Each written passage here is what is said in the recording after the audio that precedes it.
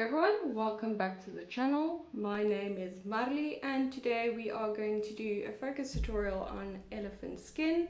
The link to the reference is down below in the description, as well as the reference that has this little section out of the big reference that I use with the grid and everything on it. So that will all be linked down below. I'm quickly just going to run through what I used.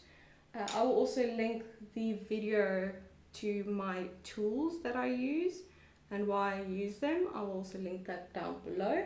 So I will be using a full range 2H to 9B, but not every pencil within the range. So I've got the Faber-Castell pencils that I use, the Cretacolors, and then Staedtler Lumograph pencils. So I use all three pencils in this drawing, but if you just got one set, that is completely fine. As long as you've got a set of the full range, you'll be able to do this entire drawing. I also use my Tombow mono erasers. I've got the round tip one, and I also use the rectangle one at one point, but majority of it is done with the smaller one. And then I've also got the Cretacolor Graphite powder. I use this a lot. This is kind of a staple. It's something I can't draw without. And then also to blend out everything, I have got a soft synthetic brush and a blending stump. So this is on Fabriano Drawing paper. This is 13 centimeters by 11. You will see on the reference with the grid, it's 1 centimeter blocks. This is particularly helpful, especially for something that's got a lot of lines and stuff to go in with. So you can either trace the line work or do like me and do the grid. So I just got 11 centimeters by 13 centimeters. That is the basic gist of it, focusing mainly on values, building contrast, adding a little bit of texture in there as well.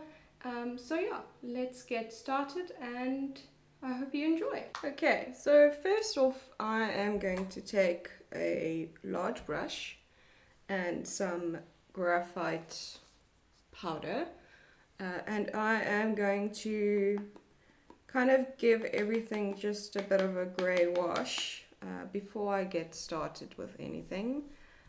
I much prefer doing it this way than starting out with a blank piece of paper, and all of that kind of white area can be quite intimidating. So I'm just going to give it a quick little splash of powder, and then from there I'm going to use my blending stumps and powder to further map out all our little wrinkles and kind of start building up some shapes and depth and whatever.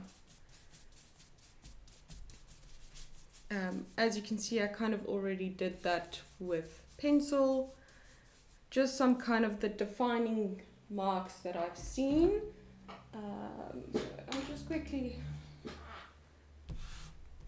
going to grab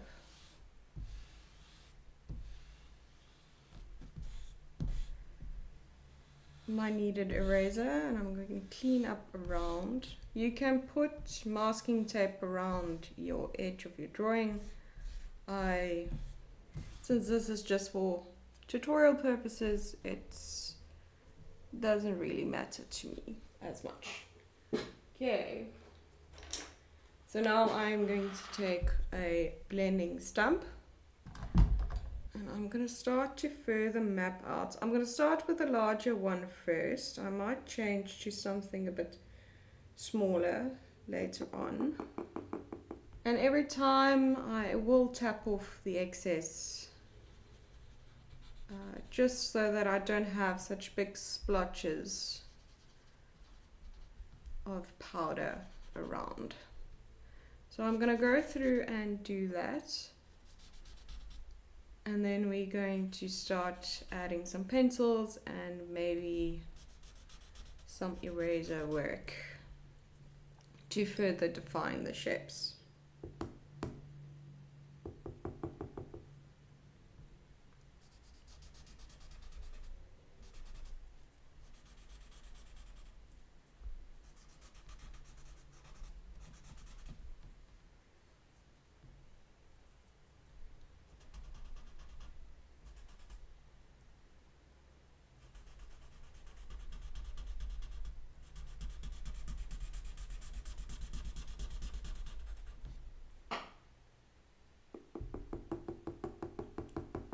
So the reason I do this is mainly because it's much quicker and it saves your pencils as well. It's a bit of a softer application, and therefore it's quite easy to remove if you've made mistakes, which I quite like. It just makes the process a bit quicker and easier. And it allows you to be a bit more freer with your application, and not have to worry so much about your shapes and having the correct form and on the first go, basically.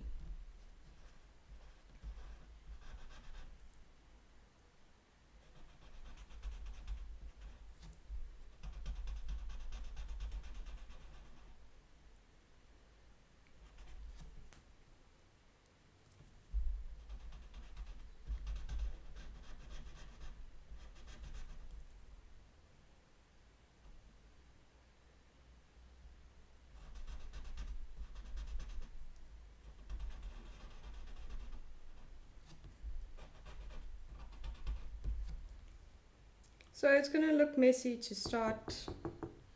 It's supposed to be a bit messy, so just keep that in mind.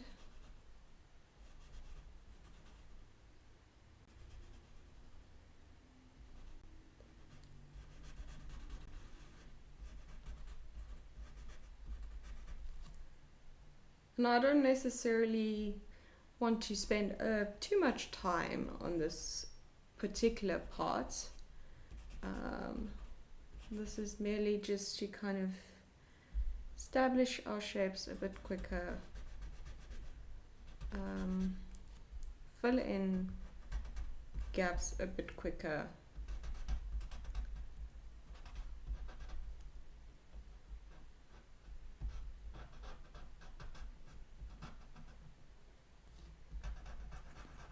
This is more of a blank area than anything else. There's not a lot of wrinkles involved.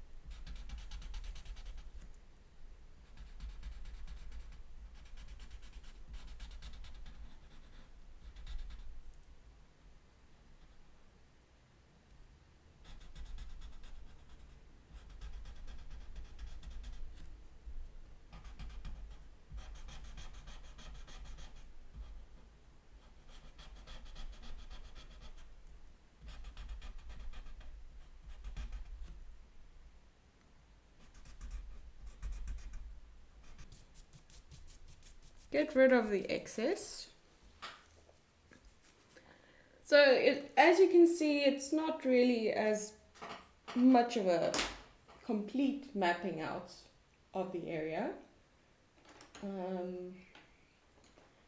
It's just a basic kind of, because the grid lines are going to disappear and they're going to be your foundation guidelines to start with. So now I'm going to take a pencil. I'm just going to take a F pencil. It really doesn't actually matter as long as it's not kind of a higher grade than an HB. You can use whichever one kind of feels right to you or you like to start your drawings with. So I'm going to go around again, and this is going to be more of a finer mapping out of all of our little shapes, wrinkles, everything that might have been missed.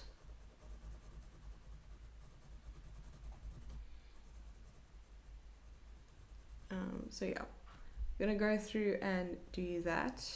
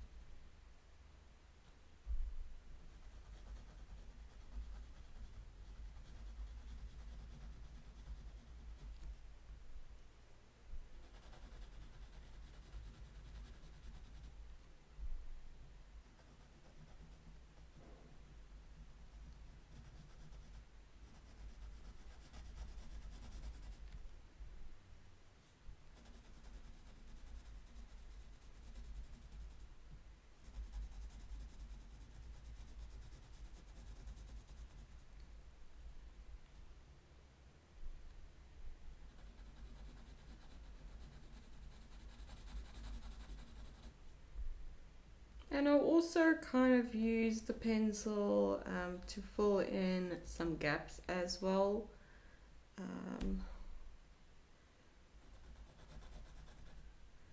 Further kind of accentuate some darker areas.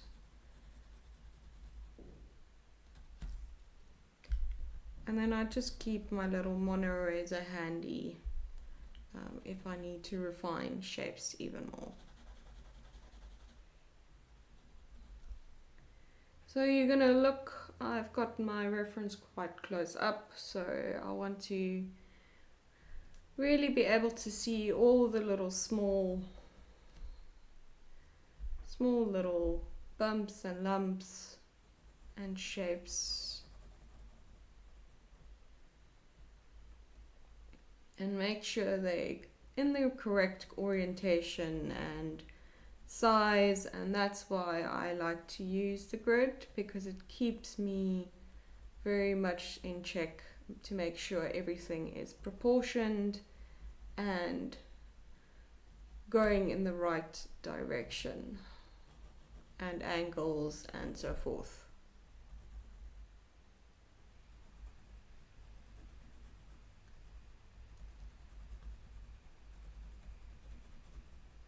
So as you can see, the kind of powder marks that we've made already just helps to kind of shape certain certain bumps and textures within the skin. So that already helps. And it kind of minimizes the work you have to do to fill in a space, which again, it just saves your pencil and also the amount of effort needed.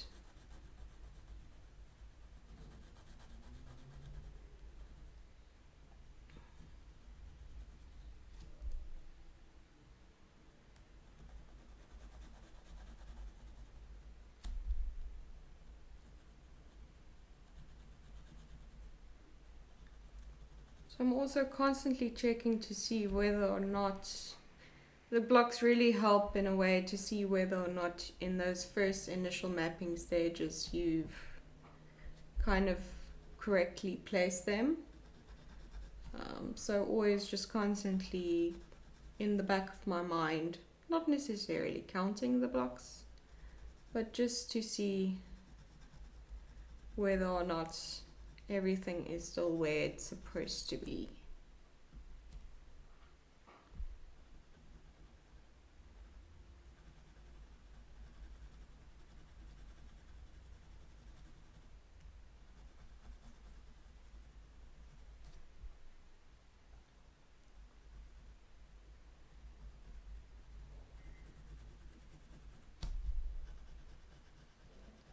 And even in this little area here where it's kind of more of a smoother, not as dramatic shapes and shadows, there's still some differences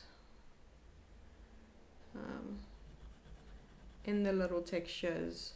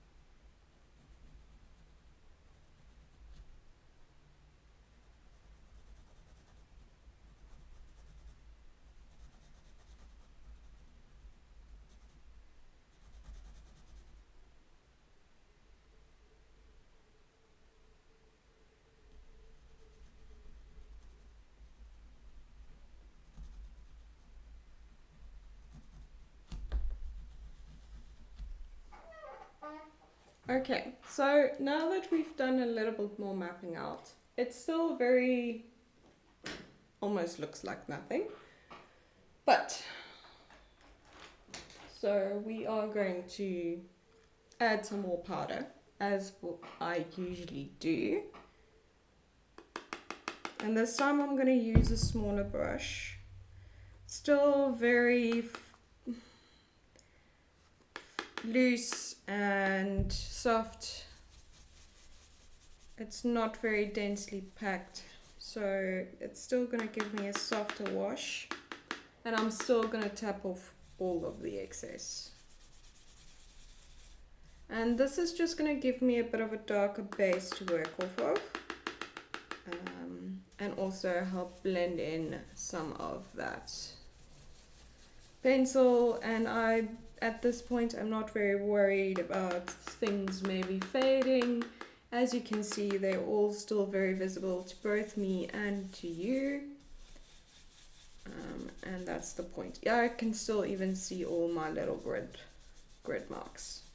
And that's why I like using a lot of powder in the beginning, is I still have my grid to reference off of for quite some time in quite a few layers before I completely lose it. And because I don't always map everything out from the start, it's just nice to know that I can always go back and reference the grid. Especially sometimes in the beginning stages I do miss certain elements, maybe proportion something a bit off, so I just like to keep my initial layers quite soft, and that way I can always still reference the grid quite a few layers in.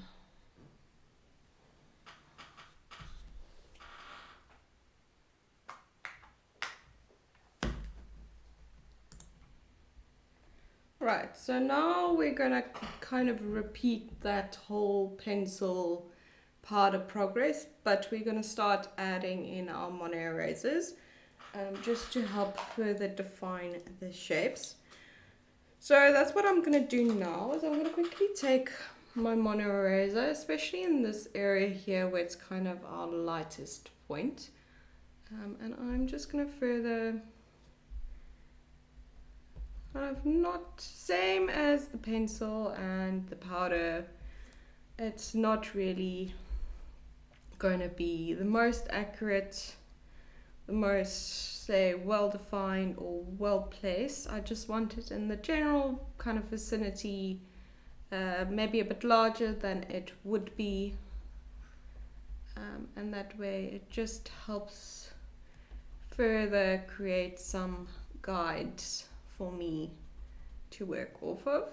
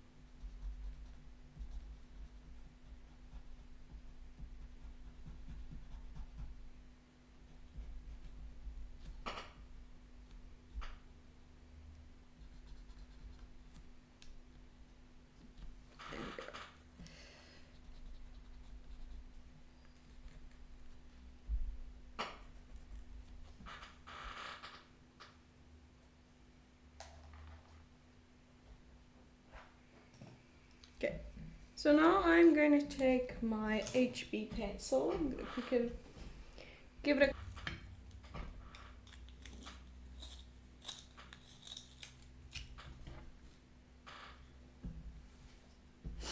and I'm actually going to start here at the bottom, which is kind of our deepest point. Let me just quickly move you a bit down so it's a bit easier to see. There we go. So I'm going to start here at my darkest area. I'm going to keep to the shadows first.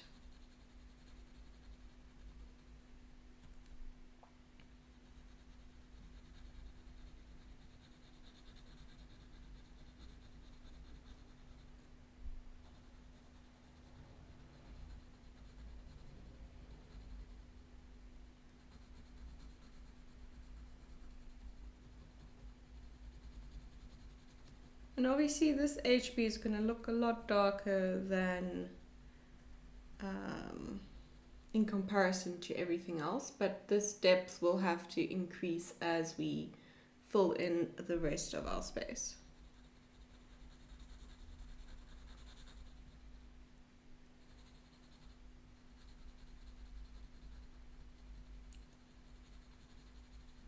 So as you can see, that layer of graphite powder is already helping us achieve some shapes and just quickening up the process even more.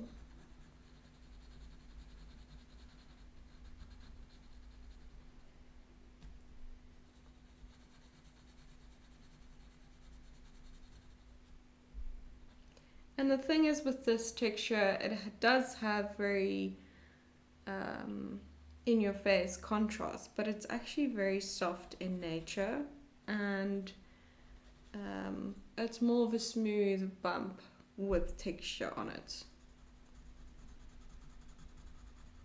And I do quite like these types of textures to draw.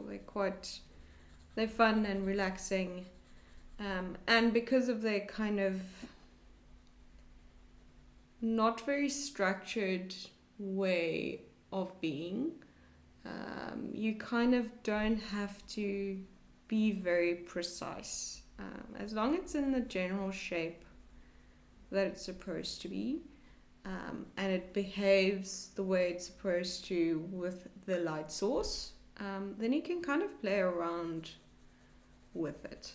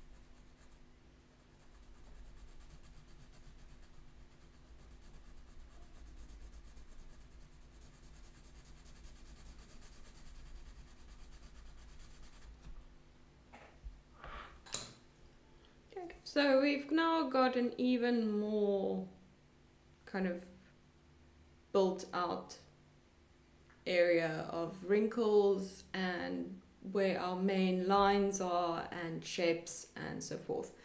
So now I'm going to just take a blending stump, add some powder here and there to help blend out things, further build up the areas and the shapes and so forth, and just, you know, add some more depth to where we added the pencils and just kind of get rid of that harsh look.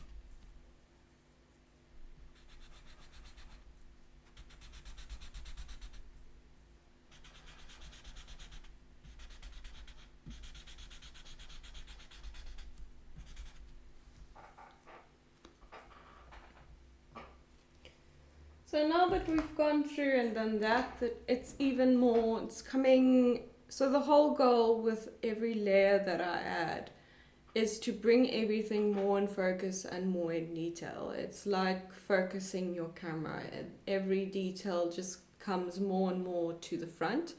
So that's why I do my layers the way I do it, is so that I have that opportunity to slowly build up textures, shapes, every value, the shadows, the highlights, and the end result will be smoother, it will have more substance and be correct as well. And that again is just, it gives you time to get to know kind of what you're working on, the nuances, the intricacies. There's no reason to rush through things. You kind of miss, in my opinion, you miss kind of the whole point of the exercise and really kind of getting lost within the work. So I really like to take things slow, build it up, and as you can see, we went from basically some random squiggles on a line to where we've now got something a bit more. And we're going to continue on repeating that process of mono eraser, pencil, blend, and then we're going to start working in smaller sections and really start building up the values from there. So that's what we're going to continue on doing. So yeah, we'll use darker pencils as we go on, and then we'll start mixing in the pencils. So maybe one layer you do a 3B, and the next layer you use your F pencil to kind of blend it out, smooth it out, transition between your darker to your mid-tones and your lighter values as well.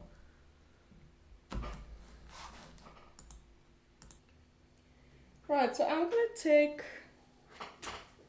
a 2B. I'm going to keep a B pencil close, an HB.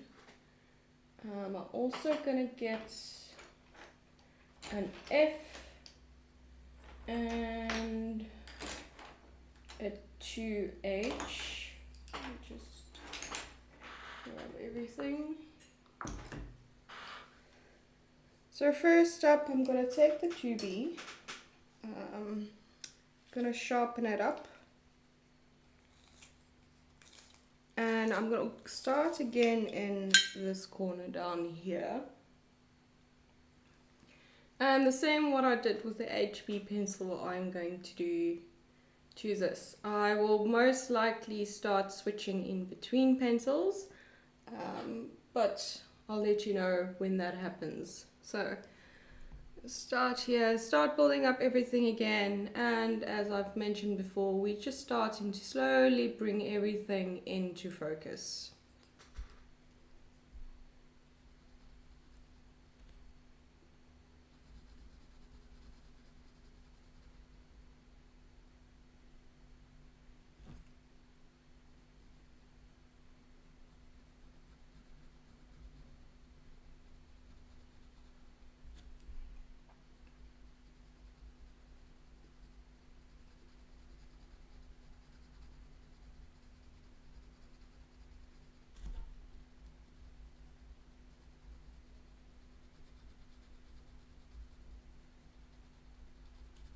And this is also the stage where I would start to notice some differences within the very similar values, like little details and differences in values in the shadow areas.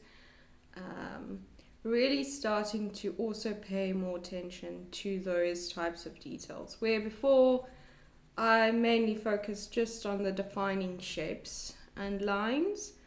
I didn't really care for what made up that part of that value. But now as we start to build the layers, you kind of shift your focus to also pay attention to those little nuances within those areas, the little shifts in values. that really makes that space interesting and not flat.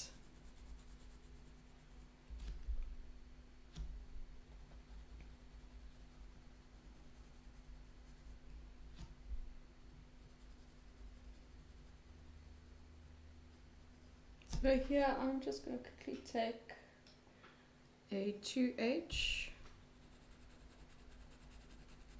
and fill in the gaps.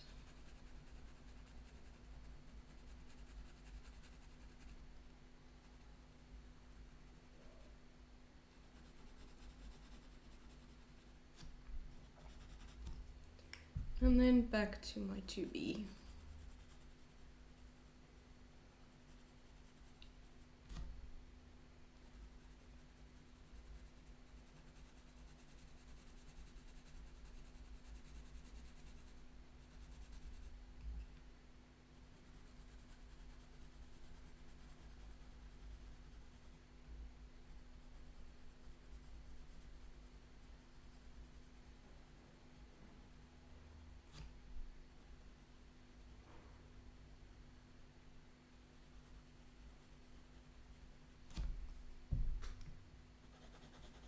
Just shifting back to my 2H. And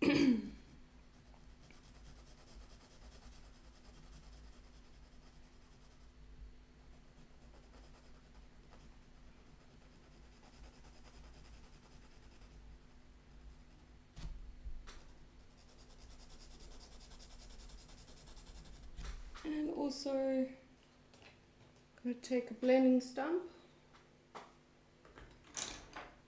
Just give that area a blend.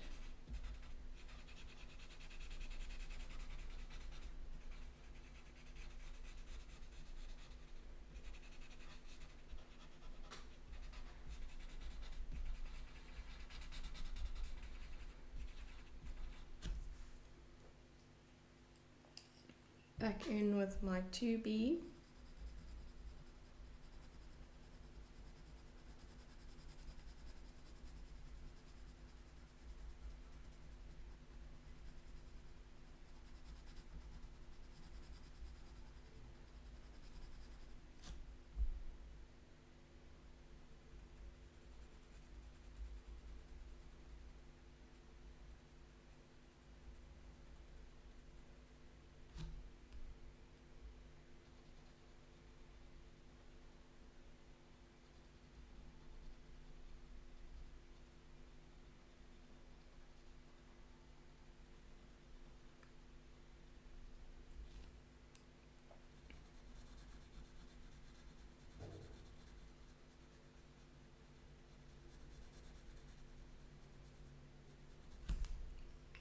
And back in with my 2H.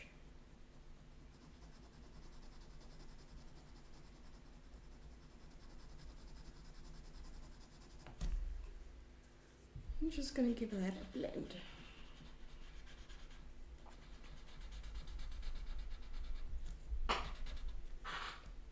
You want to remove some harsh lines, then just take your blending stump, add some powder and blend that area in.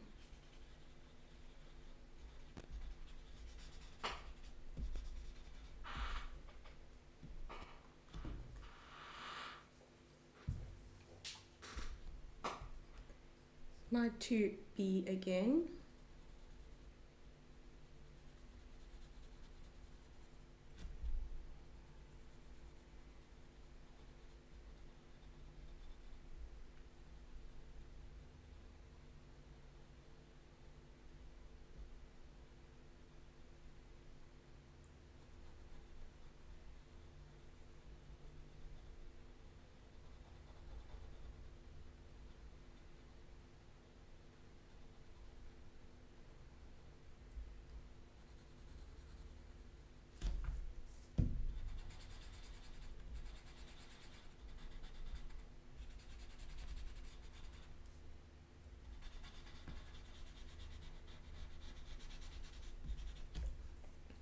And now for this area, I'm going to take my mono eraser and just also start adding in some differences in values with this as well, and not just using the pencils.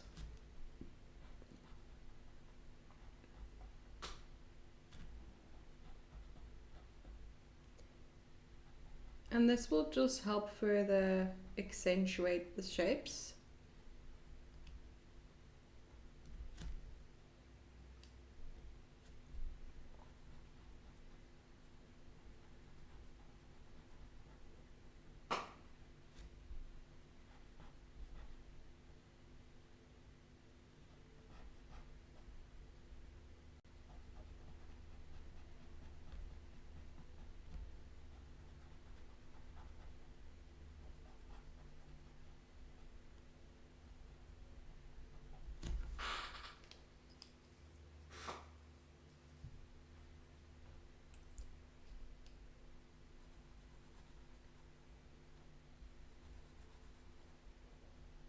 This is just my 2B pencil again.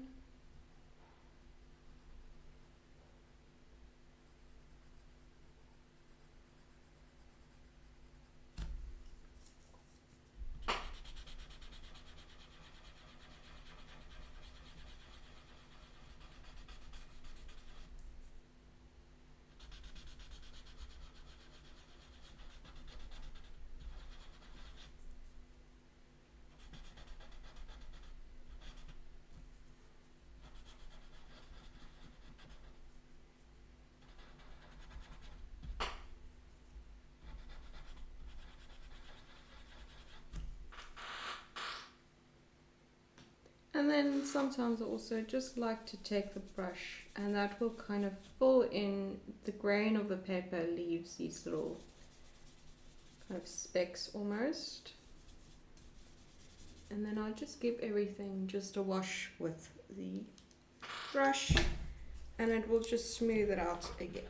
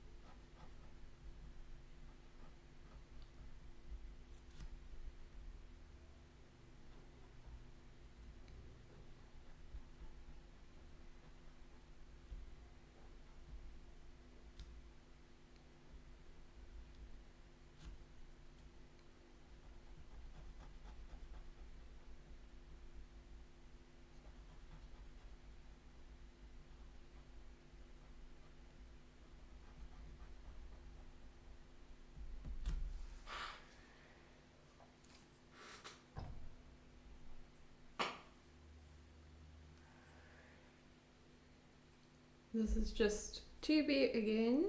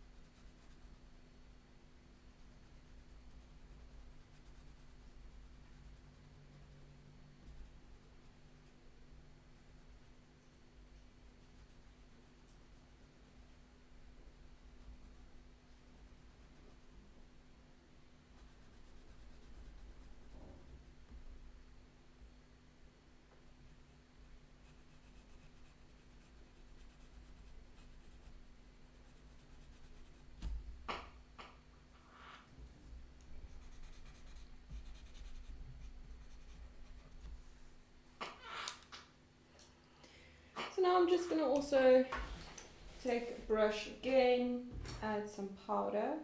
I like to do this kind of, once we get to these stages where you start to pay a bit more attention to details, I kind of don't work necessarily all over. I kind of take a little bit of chunks at a time.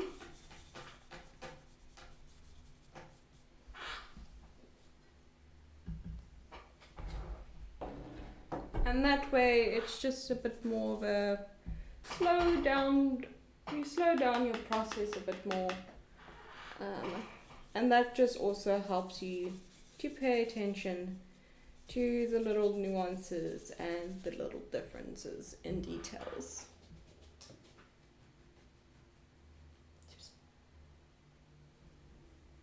So, take my mono eraser again. And we're gonna just, as I add pencil and powder, just continuously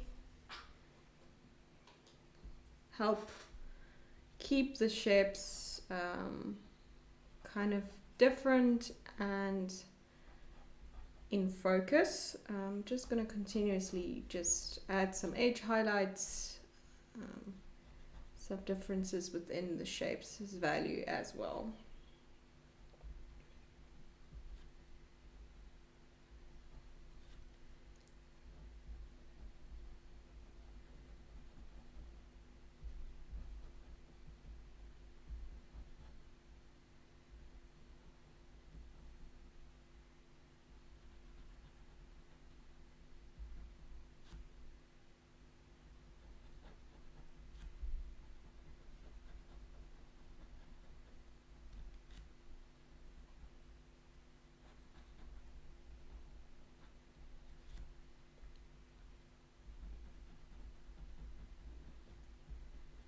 And same as with the pencils, you kind of take your time with the mono eraser.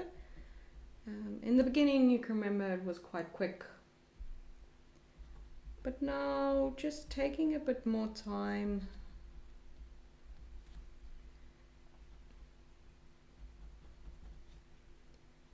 Paying a bit more attention to where it actually is and the shapes.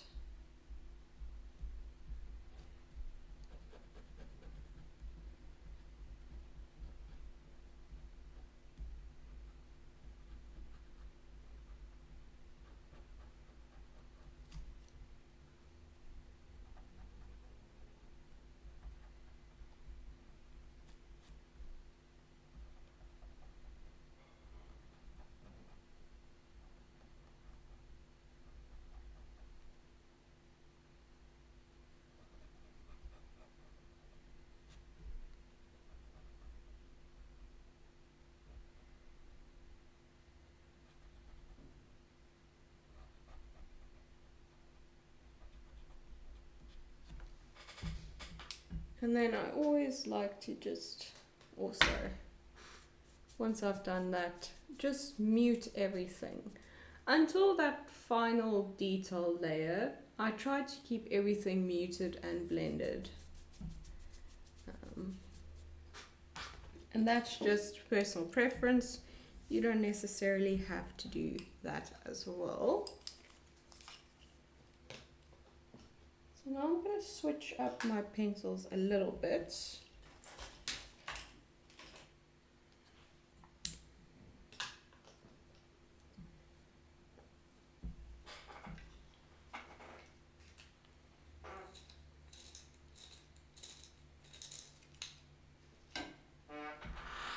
I'm going to take, this is a F pencil.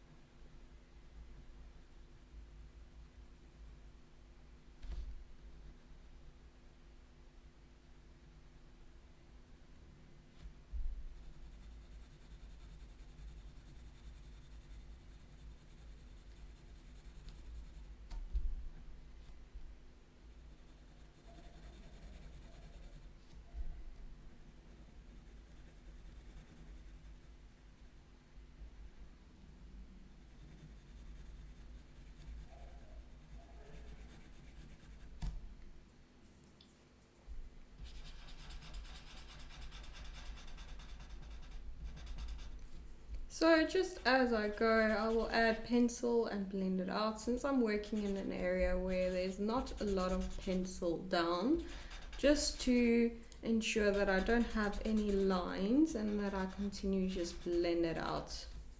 And that just makes it easier. That's why I wanted to switch up to a different pencil. You could have easily used an H pencil as well. Maybe even a 2H. Once you use kind of those H range pencils, just be sure not to use too much pressure. Otherwise you kind of run the risk of adding kind of lines and indents to your paper. And that is not what we are aiming for at all. This paper, because it's got a bit of a grain, it does indent, but not as easily.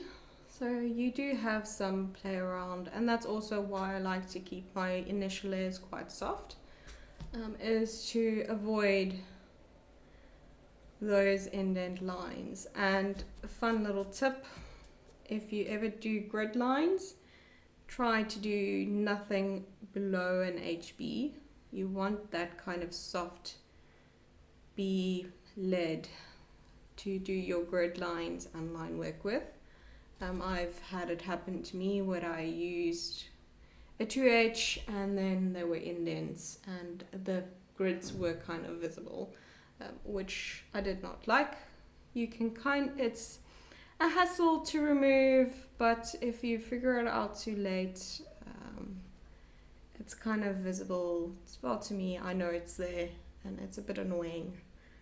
So if you do use a 2H for these kind of areas where you haven't actually added a lot of pencil like we did down here, just use a bit softer pressure and don't sharpen your pencil.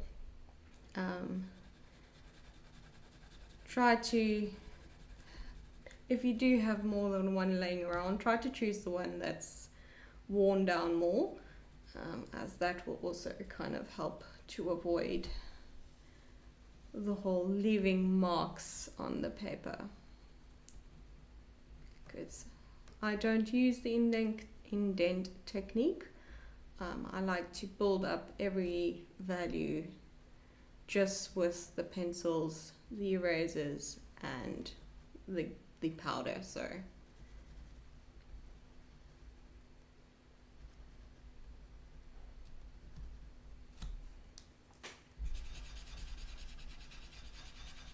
and that's why I also keep my pencil quite flat to the surface and not straight on.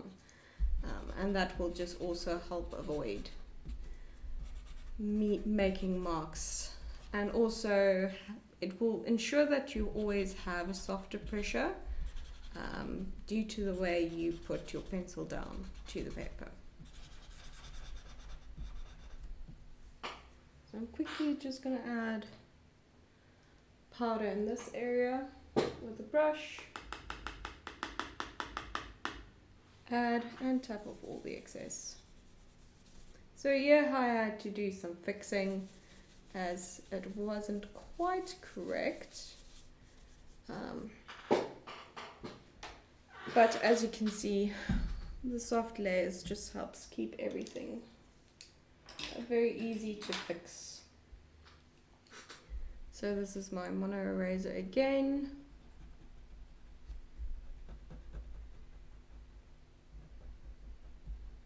And we just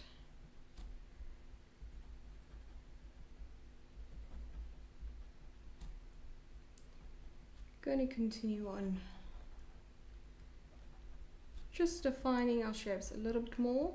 And this is also where you kind of want to zoom out from your reference to see if there's any kind of lines within the highlights. So in this area, you'll kind of, same with these darker lines that you make with a pencil, you'll see there's these ridges within the wrinkles that you also want to kind of have as your highlights. You want to start noticing those types of things as well. So it's always very important to not just have your reference all the way zoomed in, but also to just take a step back and see, okay, does this highlight that I'm seeing here, does it actually extend across to maybe form a line, or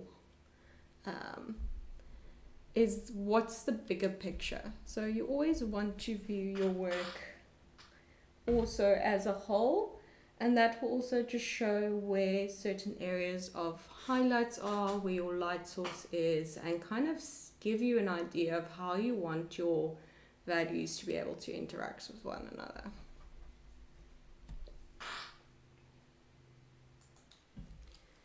Okay. So now I'm going to, let's continue on with our F pencil. Yes, so I'm going to go into this corner now and kind of work my way. We spent a lot of time down here, so now I'm going to work my way up here, kind of get it to the same space, and then we're going to, you know, do it all over again. So this is just my F pencil. And if you'll see from the reference, I gave you the whole reference with just the little block of where we're working. You will see that there's mud on the elephant, so this obviously is mud. So it just looks a bit different. It's a nice, I added it because it's something else. It's not necessarily a texture change, it's more of a value change because of something else.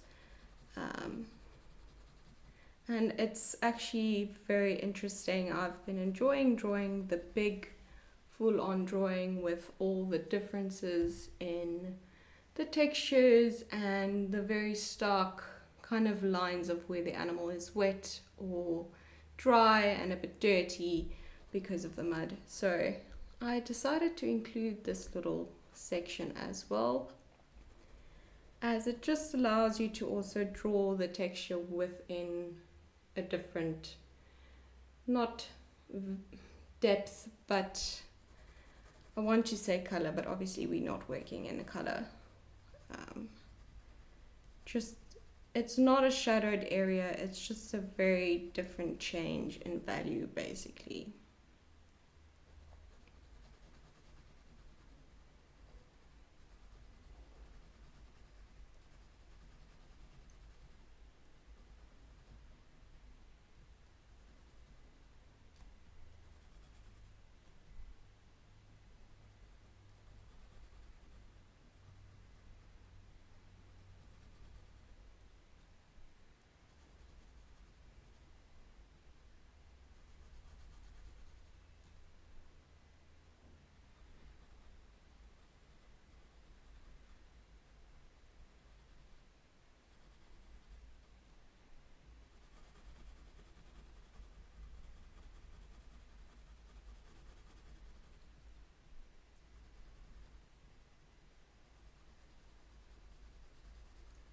And you will see some of that kind of mud effect is also around this area. So it's very subtle. I quite like this texture as it's got the very in-your-face contrast, and then it's got these subtle little changes in value. It makes me think of the Trevi Fountain drawing that I'm doing, and also the Acropolis. I haven't touched that in a while. It's actually been on my mind for some time to do that again. That very stone texture where it can be very smooth into different values or very stark, and a very deliberate change in values. So I think those types of textures are very interchangeable. And once you start doing more different kind of types of drawings, you will start to notice similarities between certain textures that involve very much the same process, and interactions with the light source and how the values interact with one another. because we all know elephant skin can be quite textured. So around here it's got more of that stipple effect. Here it's very smooth, and that stipple effect can also be seen here. So it all also depends on your reference that you choose, and the lighting and how much of that kind of very coarse texture you'll be able to see. But obviously starting out with just the main kind of effect of the skin, which is all the lumps and the ridges. And this is very much a transferable, I think, focus tutorial, as it definitely teaches you that very subtle change in values and also that very stark change in values.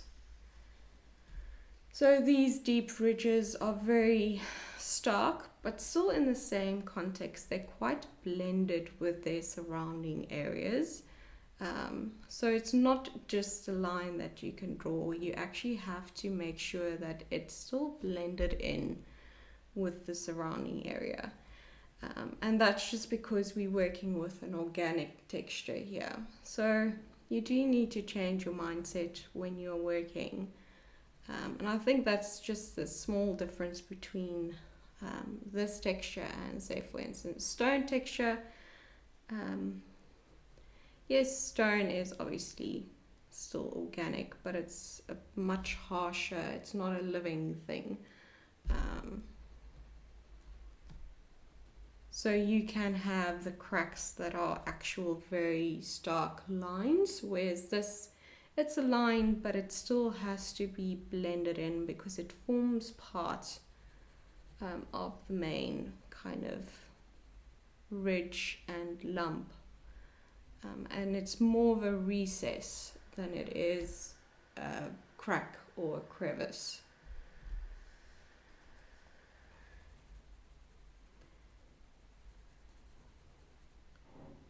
And it will be very similar if you, for instance, if you do wildlife portraiture, if an animal has scars, it will also be very much the same process where it's stark, but it still has to be blended in with the surrounding area.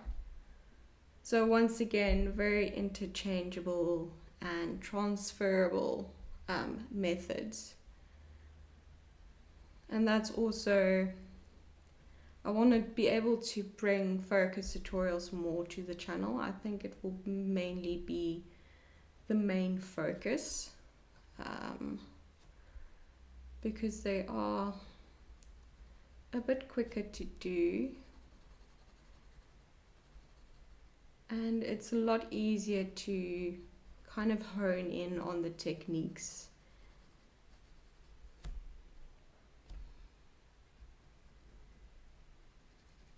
This is, I would say, it's not a difficult texture to do.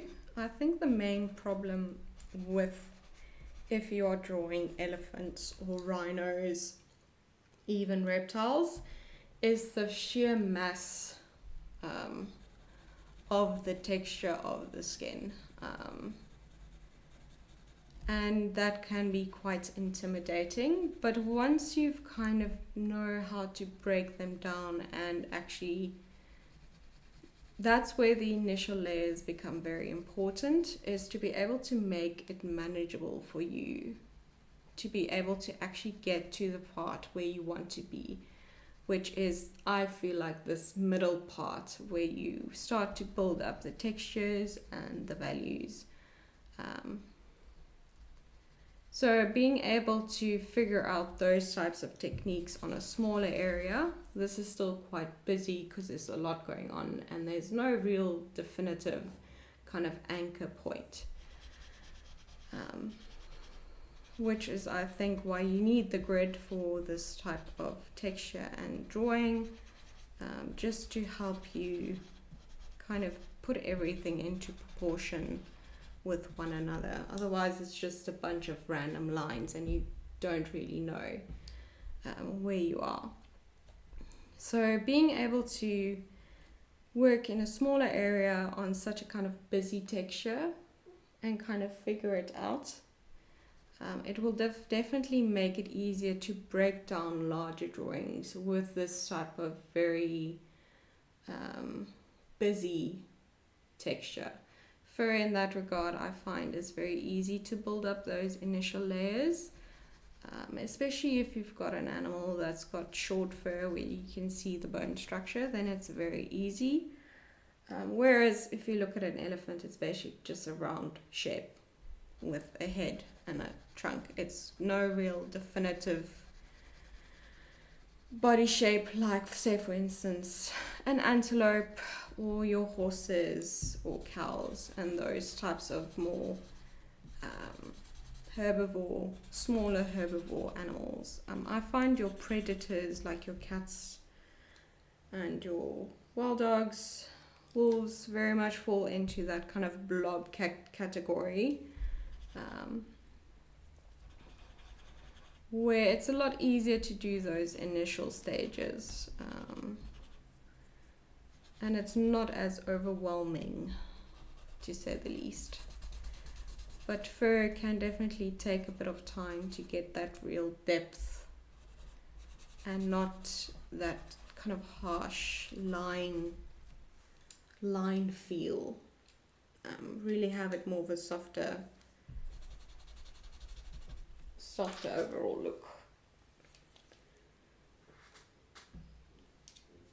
So I'm gonna take my brush again, and then there's just this area,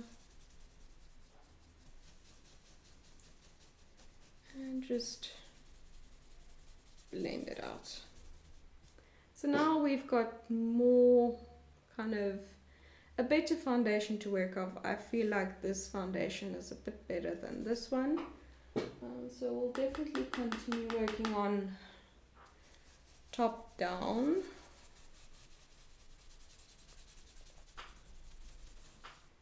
Just adding a nice bit of powder. I can still see the grid lines. So if I can still see the grid lines in some areas, I notice I don't really have that full foundation values that I really want for details. And I can still kind of see the texture of the paper underneath. So I'm going to take my mono eraser now, and same what we did down here. Just work on the shapes.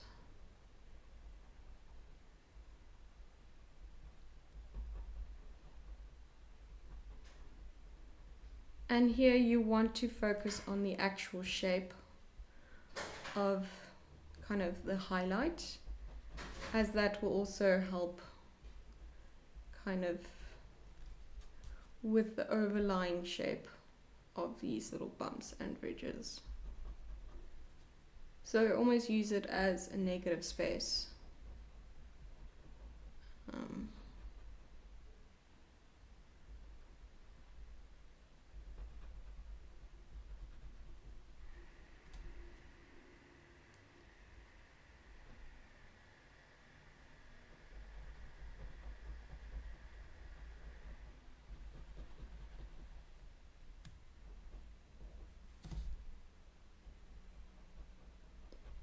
And this will be a bit more harsher of a highlight, but still you want it to be blended. It's not going to be completely white. This is a lot lighter than it will be in the end. So it's more of a soft light gray that we want for this area when we are done with the drawing.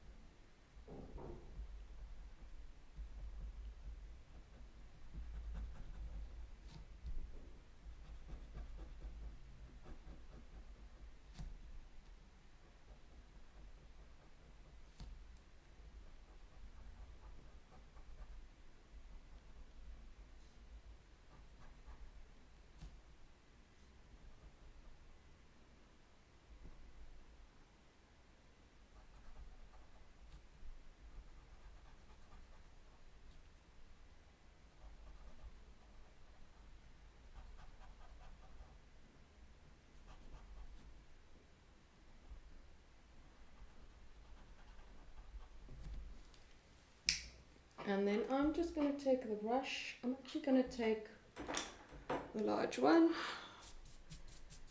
and just kind of mute it out, and also get rid of some of that kind of eraser little thingies. So F pencil in hand. Start up here again.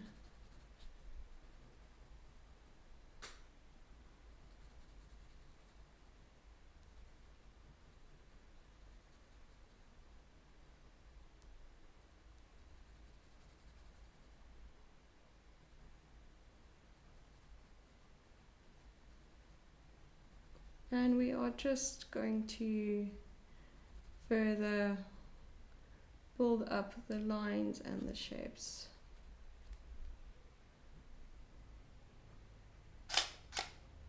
And then once we've done that, we'll start going in with even kind of a wider range of pencils.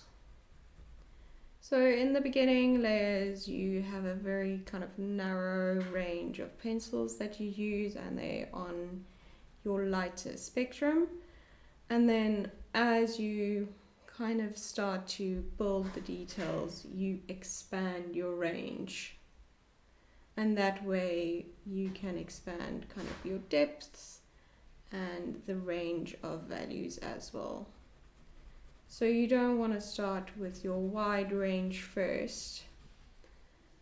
You kind of want to expand it as you go along.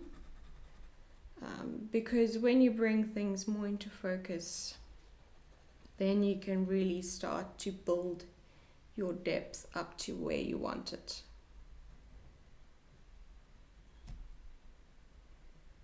And get that real kind of crisp shadows and contrast between your highlights and your shadow areas.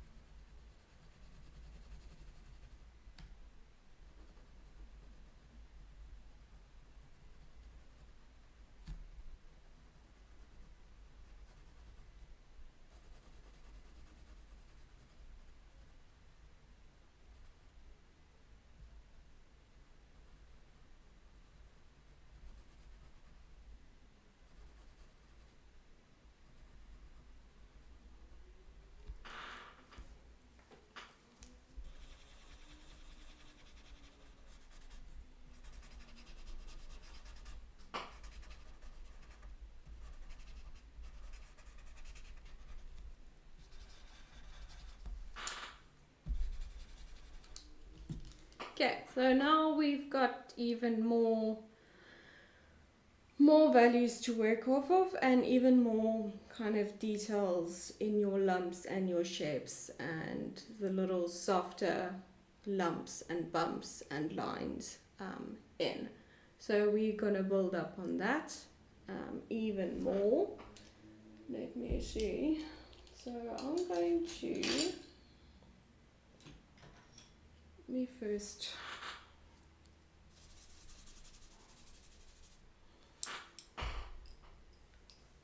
let's find something dark. So I'm going to make quite a jump in depth. So I'm going to take, I'm looking for a, why not? So we had a 2B down here, so I'm actually going to take a 7B, just because sometimes it's best to just make the jump anyway. So I'm going to add in the 7B here, and you'll see it will make actually a very big noticeable difference.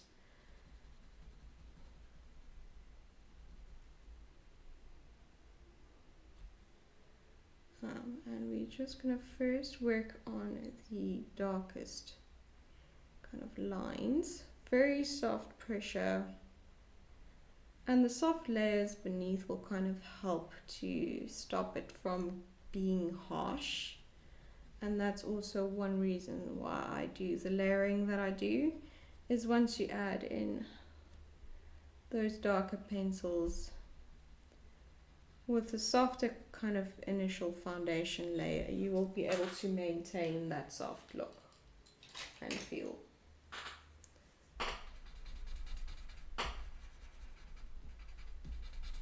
And just softly adding it. We're not really putting in that final little layer of depth. You're just slowly adding it still. Nothing is causing us to rush. We don't need to rush. Not at all.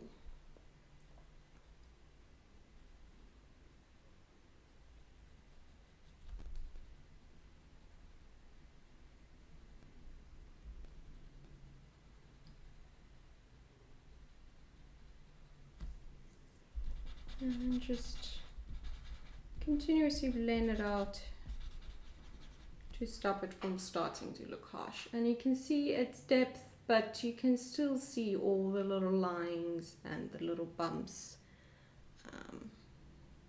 It's not just one mass of kind of shadow.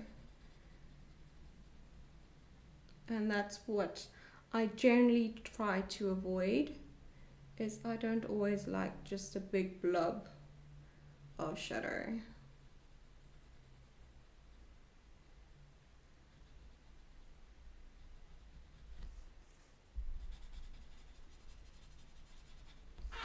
And then I'm going to take actually the F pencil and just fill in this gap here. So this is now we're starting to use the full range, and we're kind of using them interchangeably. And starting to use our lower range pencils like the Fs and the HBs to blend out our darker pencils and help kind of transition our values. Continuously just blend out to stop the harsh lines from forming. And you can even use the pencil instead of the blending stump, the F pencil, to just help.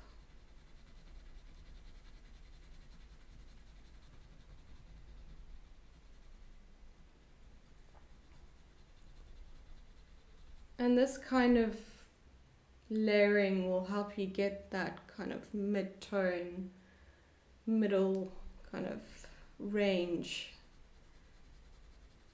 of depth and that true kind of grey look. So with this layer I want to start kind of losing the texture of the paper and also the grid lines underneath. Really establish that kind of foundation layer. Fill in all the gaps, kind of bridge the gaps between all our little bumps and connect them really to make it one kind of flowing shape and texture.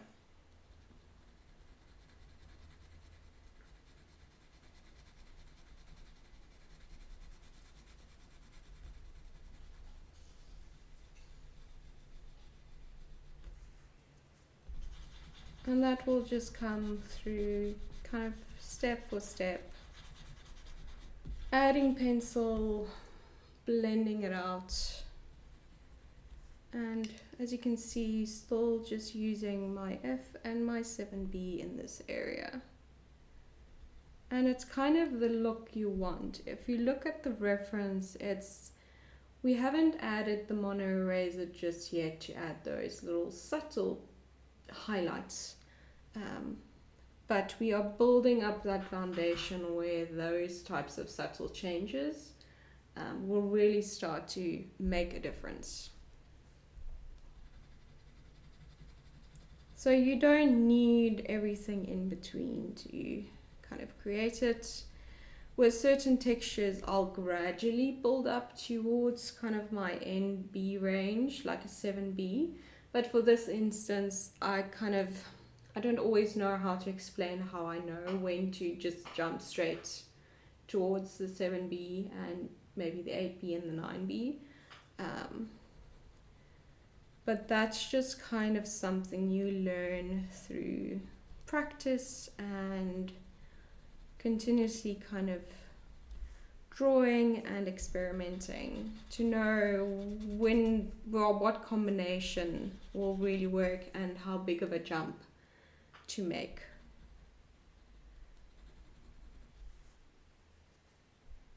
So you'll very much start to learn how your pencils look, kind of the depth they'll give, the sheen, how they look on top of these types of layers, and then you'll be able to see, okay, the reference looks like this, it has these types of values, this is the combination of pencils I can use to create it. And you'll maybe be thinking, do I want to create it? Is this a type of value that I need to slowly build up right till the end? Or is it like an area like this where I can kind of do the initial layers and then go straight into those types of combination of values? And that's just something you learn through repetition and just drawing more often and different types of materials and objects and textures, and you'll kind of be able to start to pick up those little tricks and thoughts.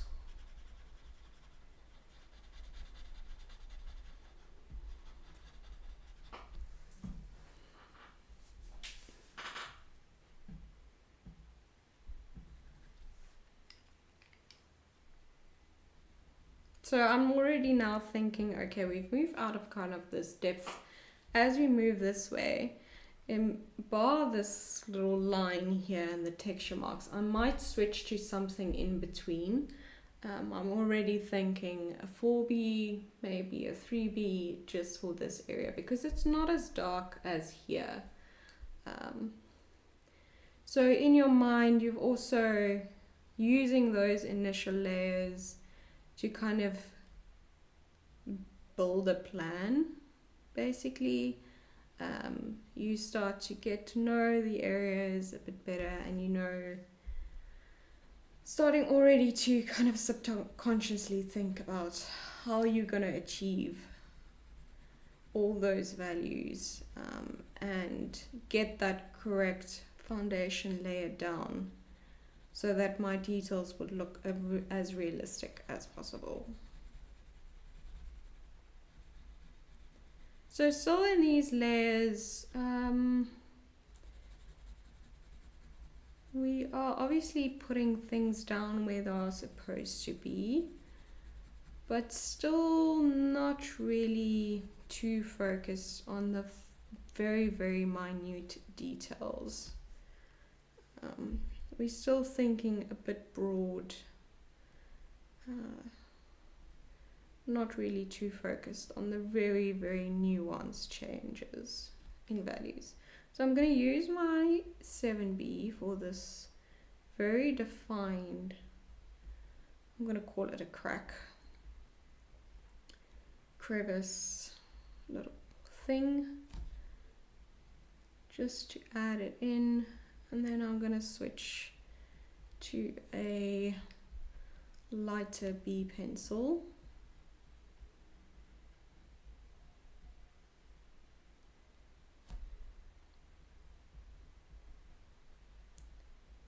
And I'm still going to keep the F. I quite like an F. The F for me is very much a workhorse pencil. I use it a lot, like a lot. Because I just like the value that it puts down and the way it blends with other pencils. Okay, so we're gonna keep the 7B still close. I'm thinking 3B, so I'm gonna grab a 3B. Let's start where we ended, so here. Because also I'm thinking this hasn't got as much pencil down as this area, so I want something a bit lighter, which is not as different to the 7B just yet. And when I add the F pencil, it will kind of bump it up to a 4B. I'm saying that, but it's just because you're kind of removing the gaps.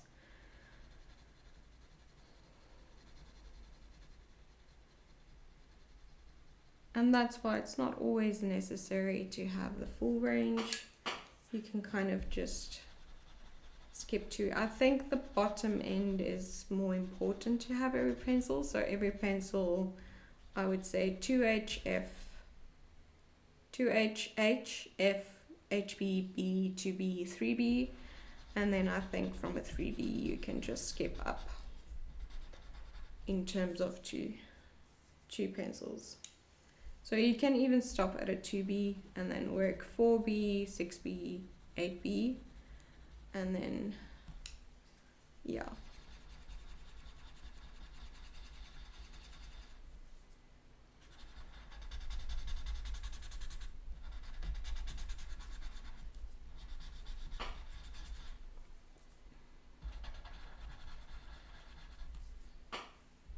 So back in with my 3B pencil. So I won't probably say it, but the 3B is the Cretacolor and the F pencil is the Staedtler Lumograph. So it's very easy to see when I switch the pencil because they're different colors. And even you'll notice when I switch to the Faber-Castells, they're the green ones.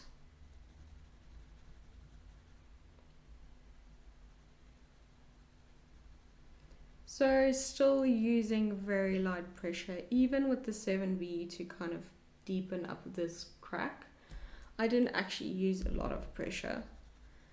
It was still very soft. The pencil was basically doing the work for me, and that's also another reason why I like to work in the soft layers, is you don't need to use a lot of pressure for the pencils to really add depth.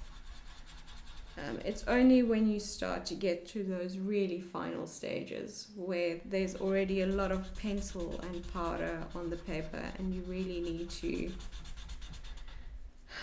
use pressure to really add the depth and difference. And the same will go with your mono eraser.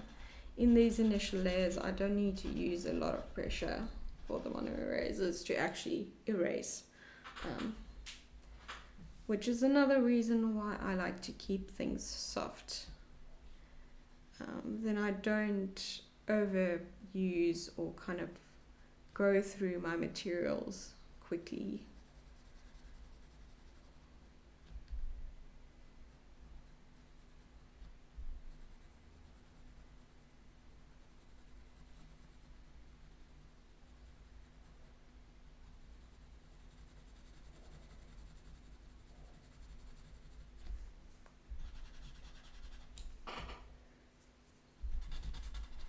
So you can already see a difference just from this bottom area and how much of a difference it is to those very top kind of flat layers. Really what the depth is starting to kind of, the difference it really does make.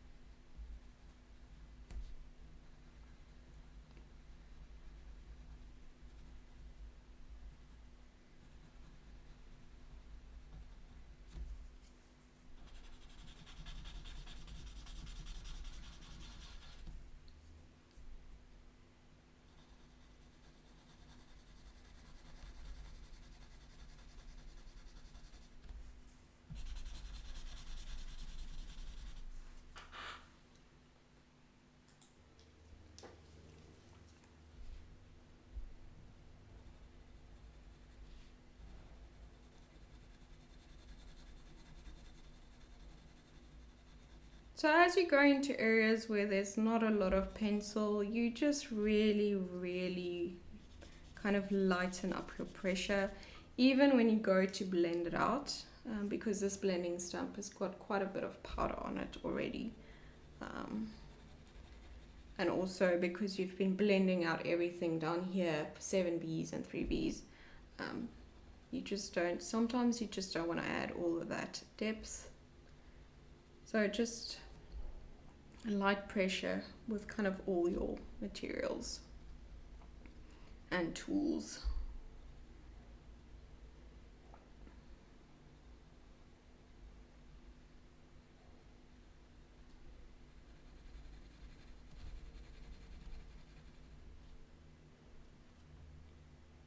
Okay, so now I'm going to work my way towards this middle section. So we've kind of working in little bands, so bottom, middle, top. It's sometimes easier to work top down, but since I'm working, I like to work from dark to light. So other people likes to work light to dark. My brain just works better once I've got the really dark stuff, dark values in. So I'm going to kind of, in this little area where it's still your mid-tone values. So I'd say this is kind of your darker values, mid-tone values, and then your really light values up the top. And then you kind of have the separation up here. So this is very similar. The values are very similar to one another. So I'm going to go in. So I'm going to go back to my 7B actually, just for these little recesses. And very light pressure. I don't want to add too much depth.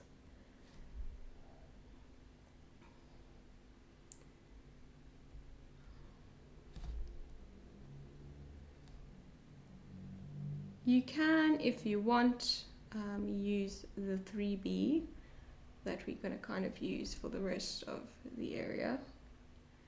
But I've got the 7B in hand, might as well use it.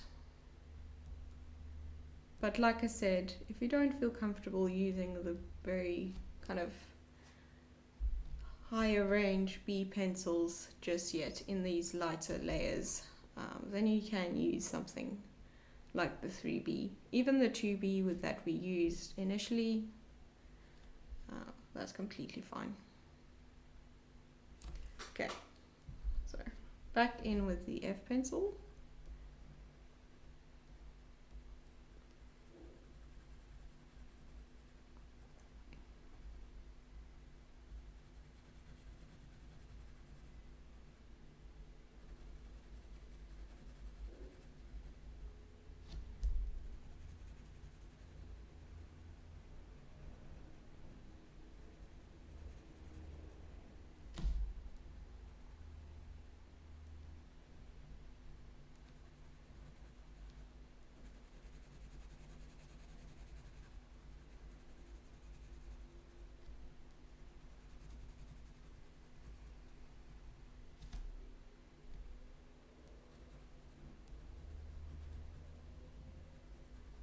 And then you'll see once I go over top of that 7B with the F, it just becomes substantially darker. It's darker than it's supposed to be, but I'm not too worried about that. The way I work, I know I can remove that type of depth real easily, so I'm not too worried about it.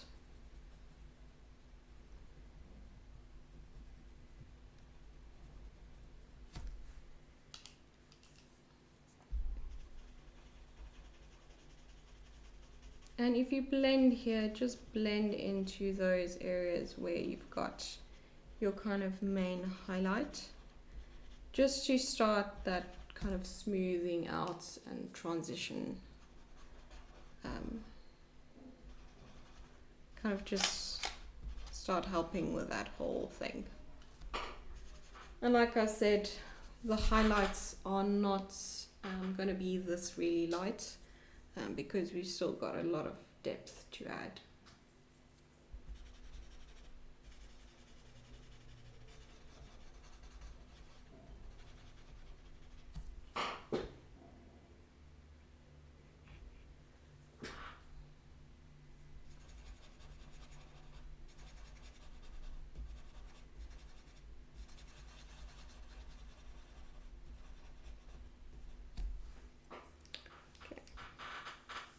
So I'm going to move my way back down.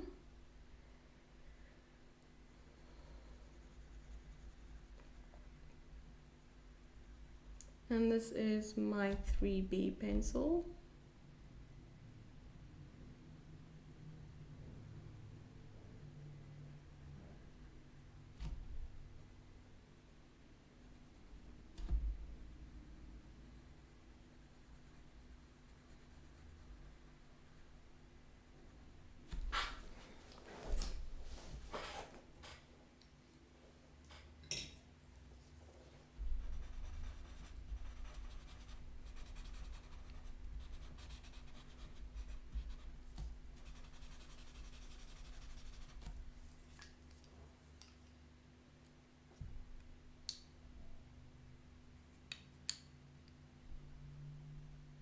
Back in with my F.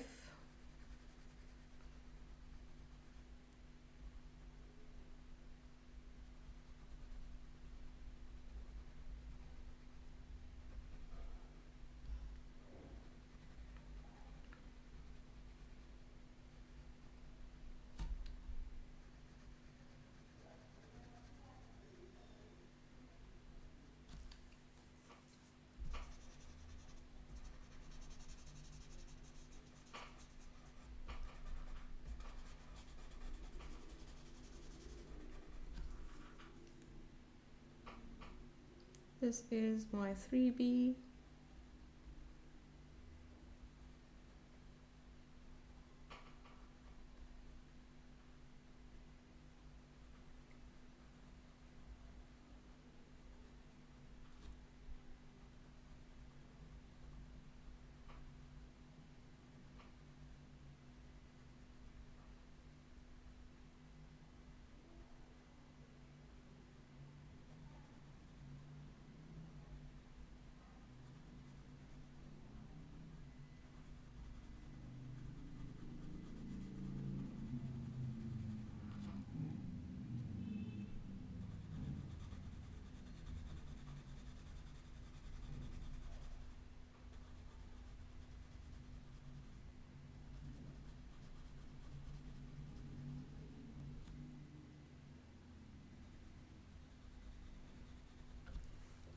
I'm just going to switch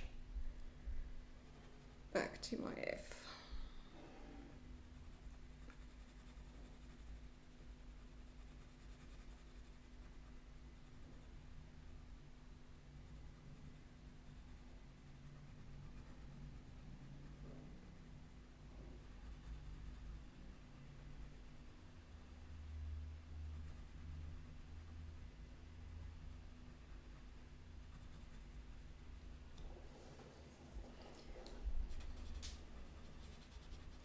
And just softly blend everything out.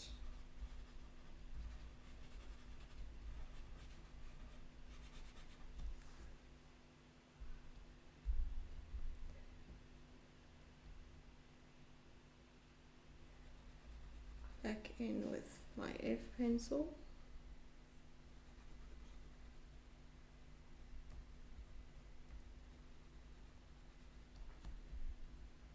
Actually, I'm going to switch to my 3B.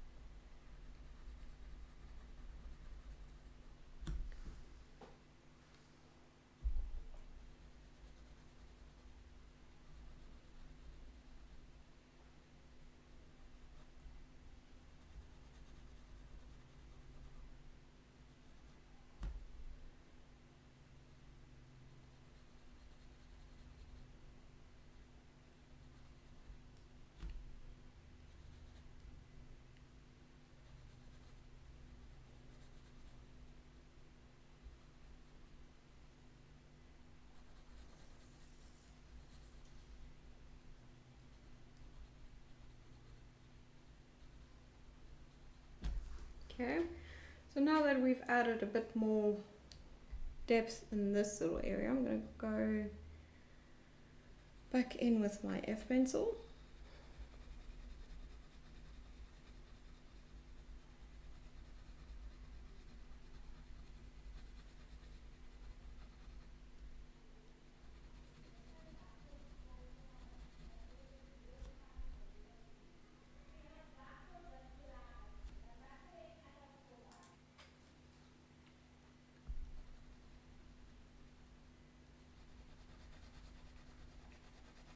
So in this area I'm going to go a bit lighter pressure to start with, because we haven't actually put a lot of pencil down besides that which kind of shows the little bumps. So just sometimes I do work in that way where you've got a lot of different areas at different kind of places, so you kind of sometimes just need to backtrack and use your kind of initial techniques first for a certain area to move on to kind of where you are busy now. So I'm just gonna give that a blend.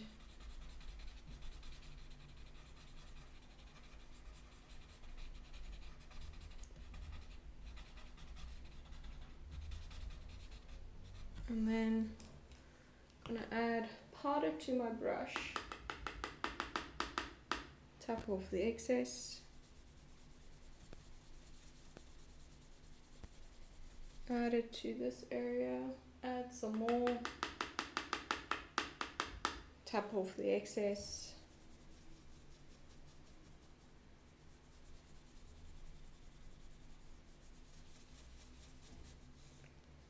kind of what's left on your brush. Just work over the drawing.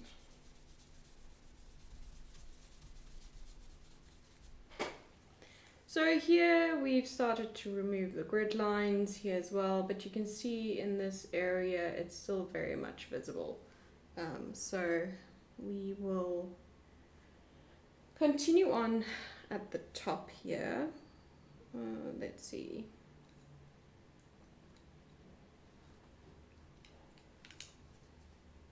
Go to our F pencil first.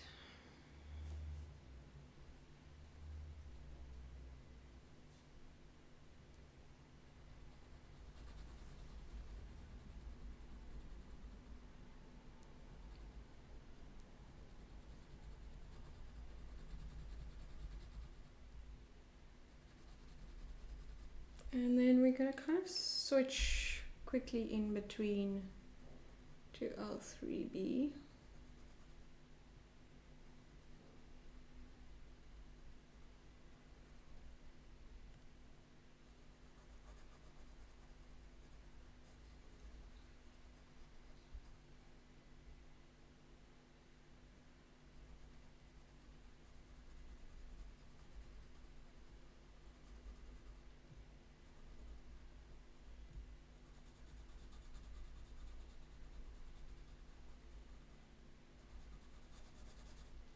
And then back to our F pencil.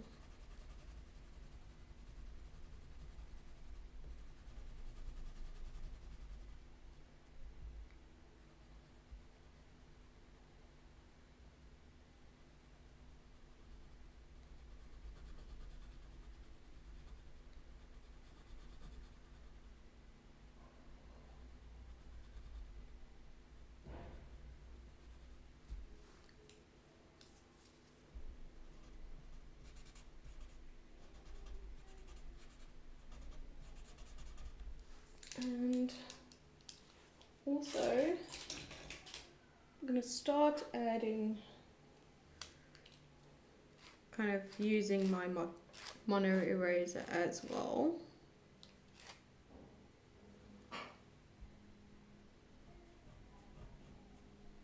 Especially in areas like this.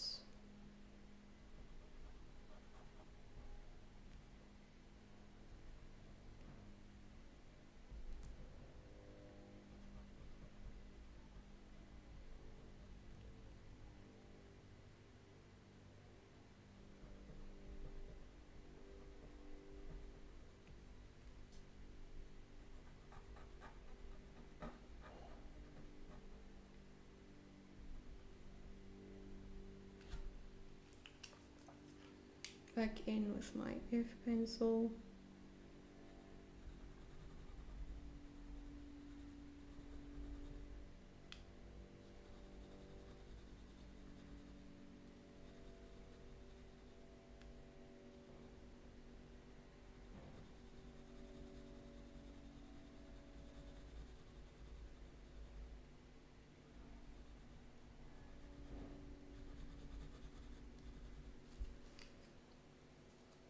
I'm just going to also give it a blend quickly.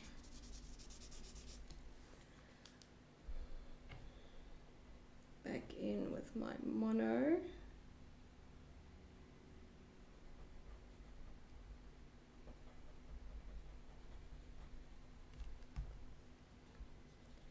It's going to be still quite harsh because we don't have a lot of pencil down. There's a lot of powder being used.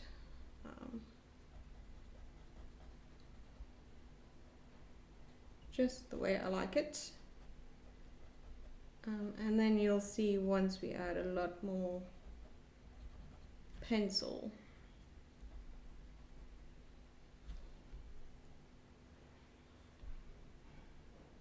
you'll kind of have a bit more trouble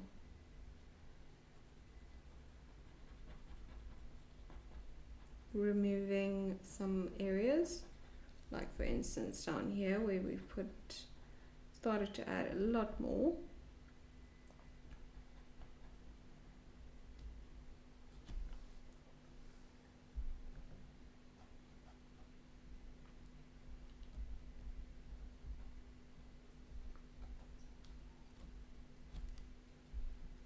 Then we're going to work our way over to this side.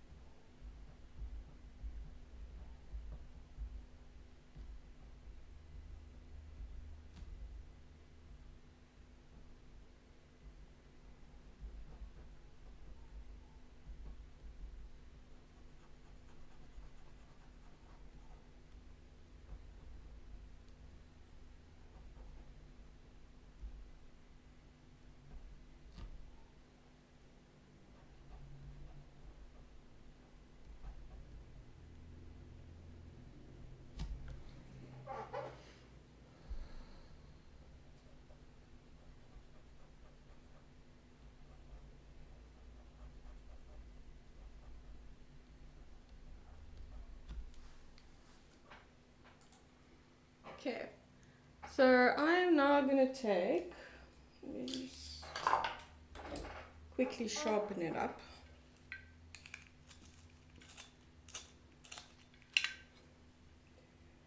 I'm going to take this is a B pencil,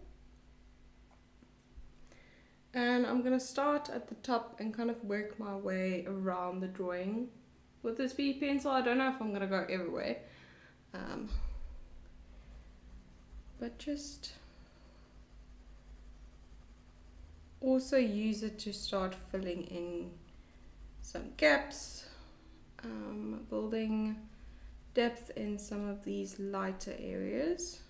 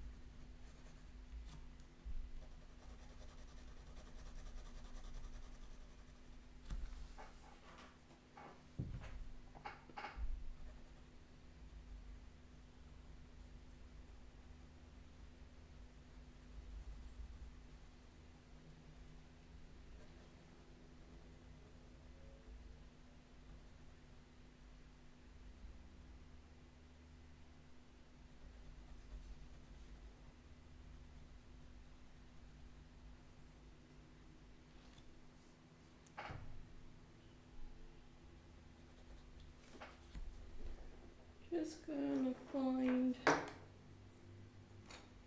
smaller little blending stump.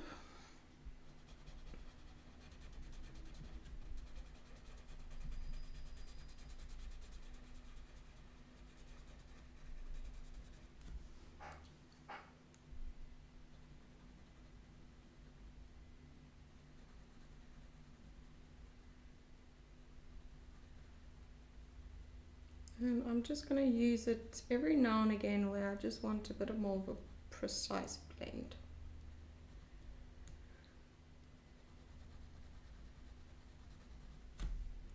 For instance here, where those highlights are.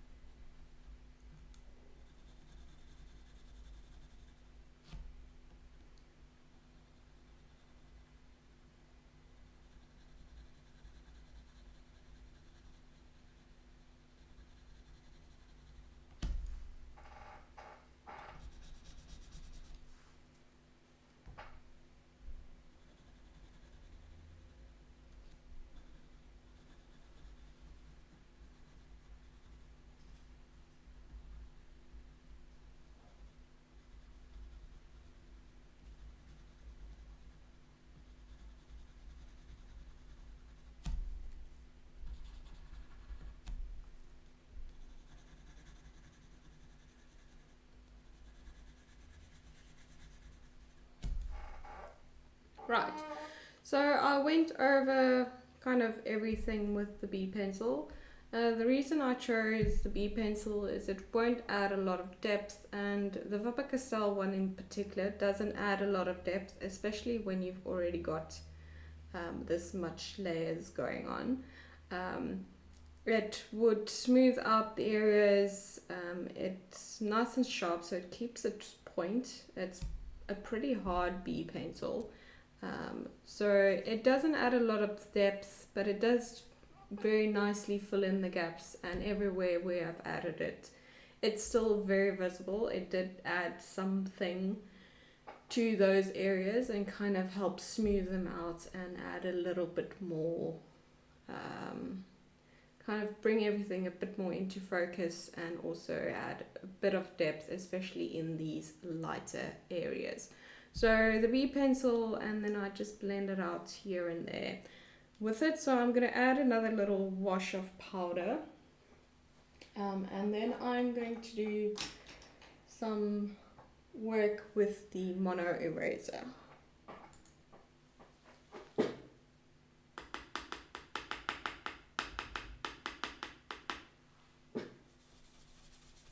And this will also just add another smoothing layer to it.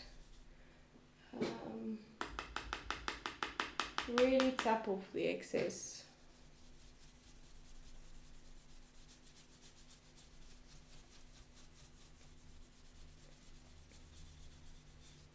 And we'll just give everything a nice blend.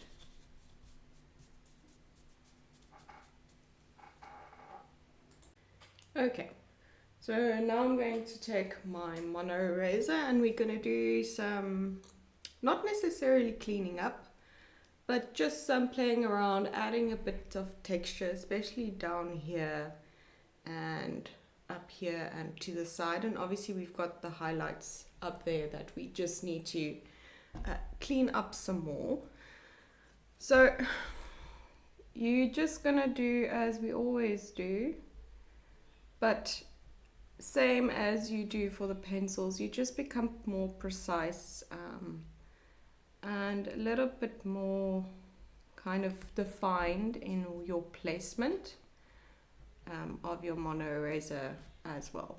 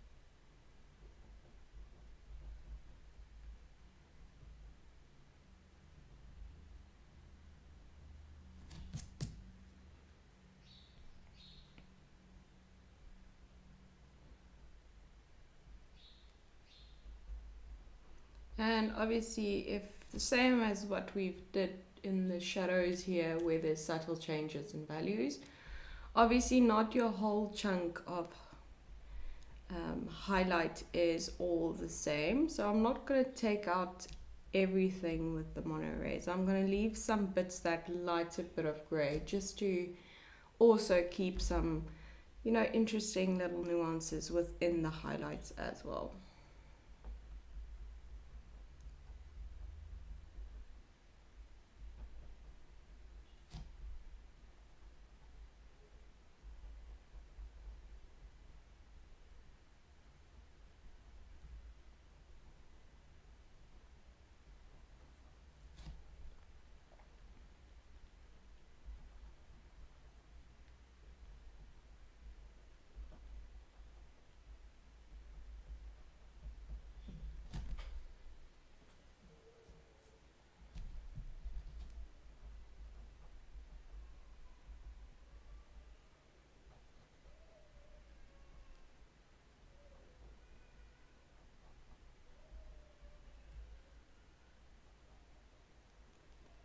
and change up the pressure of how you apply your mono eraser, and then obviously you'll take away a bit less or a bit more.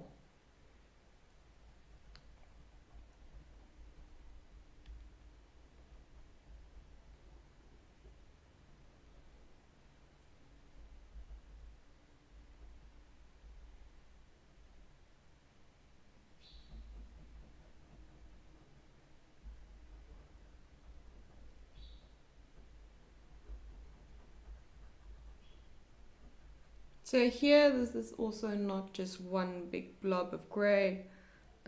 It's all very subtle little differences in the little bumps themselves.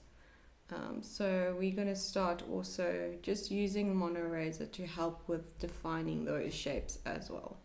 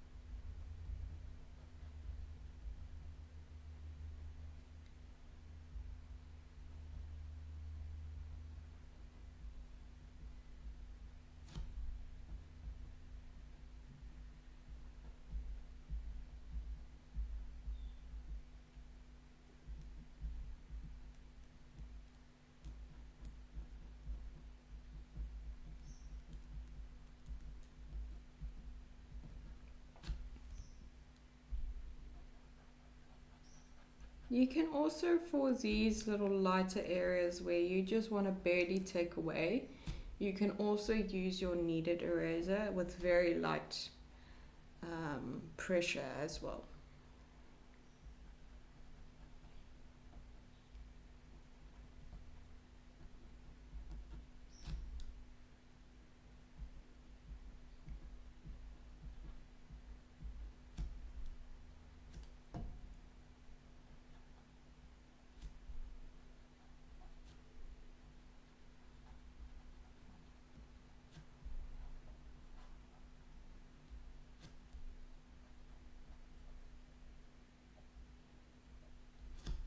There we go.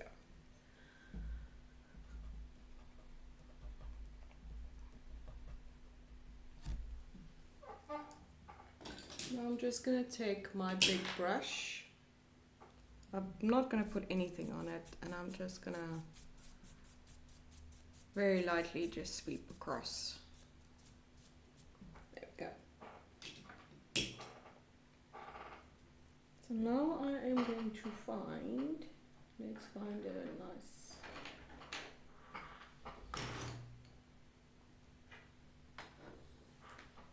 so I'm going to take a 6B, and now we're going to have to, if we want to further include details and add details, we're going to have to really put in the depth and the contrast, and really work on that. So I'm going to grab a 6B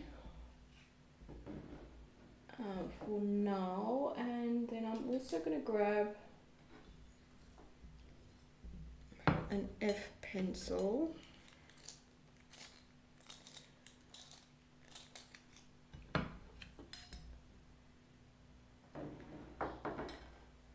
Okay. So we're going to start, I'm going to start down here below in the darker area.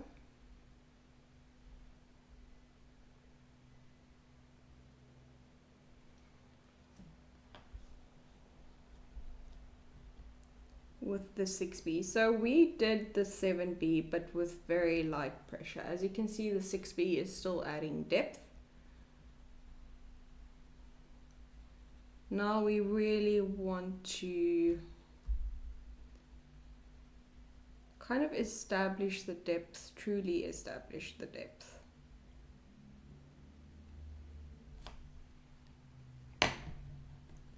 So the F pencil is obviously the blue Staedtler mass, and the Faber-Castell is the green one, which is the 6B. If I don't mention it, then you can just go off of the colors.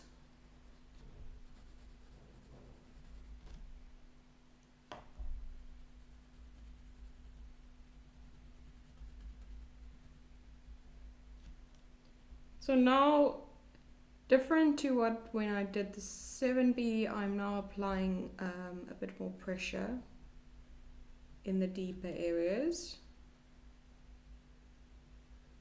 And obviously lighter once you get to those softer bits. But then I'll just use the F to kind of help fill in the gaps, and you'll see there's still a difference in values, but I would technically call this paper then covered. It's like a full layer of pencil down on the paper. And I'll also just use a blending stump to help with that further.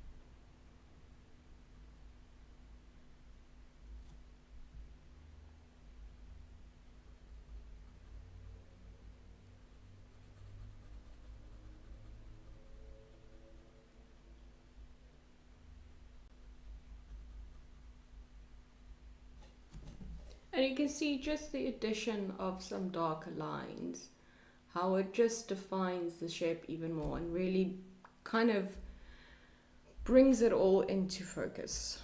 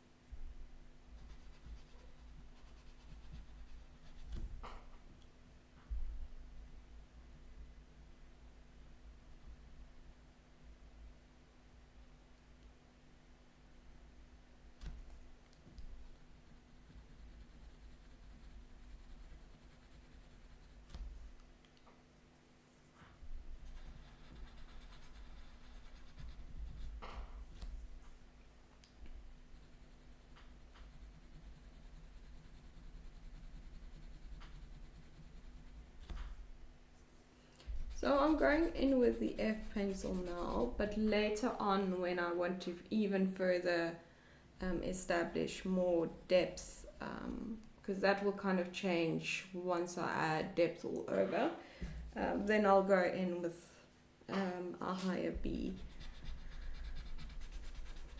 But for now the F pencil is doing its job, so I'm using the 6B and then kind of putting the F next to it and blending it out.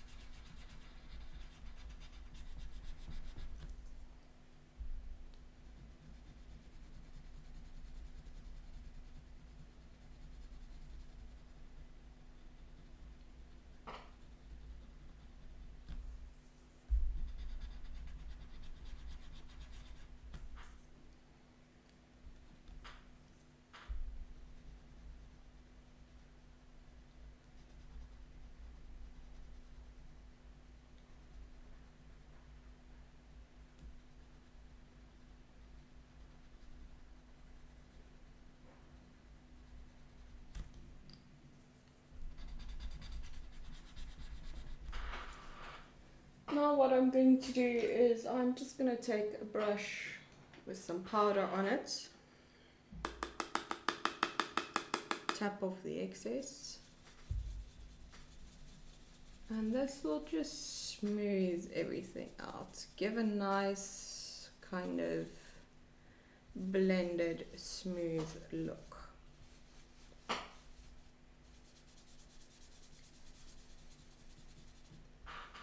There you go.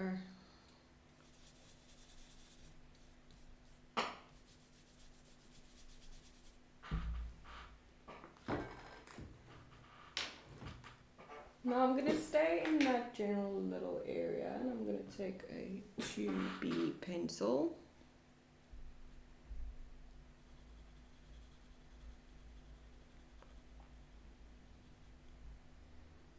And I'm just going to work a little bit on a different value, kind of in between the F and the 6B.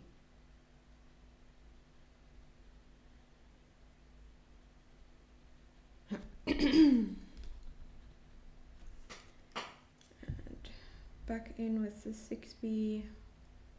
The graphite powder does kind of take away the depth ever so slightly, but that just gives you an opportunity to refine it even more. So I don't mind losing kind of that aspect of it, because then you can just play around with values even more. So this is just my 2B pencil again.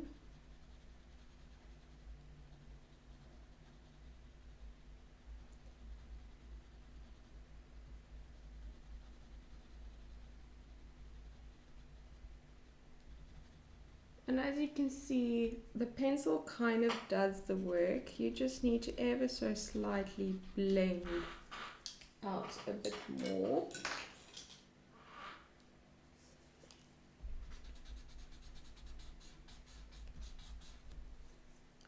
So now I'm going to take my mono eraser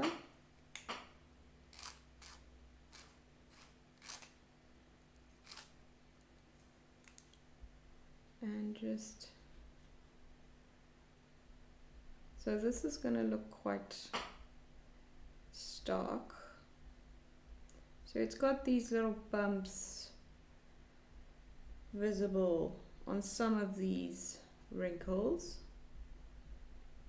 that I'm just going to ever so slightly just add, and then you can just take your finger and just kind of smooth it back in.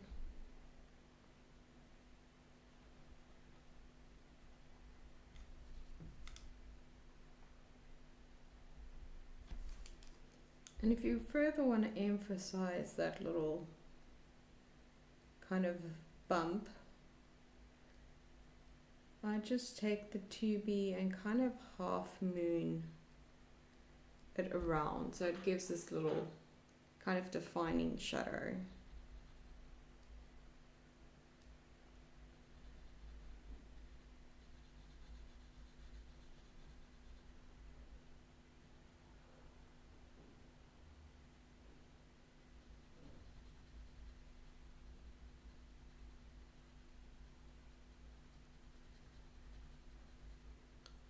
So still just using my 2B, I'm not applying a lot of pressure. I want kind of that soft application.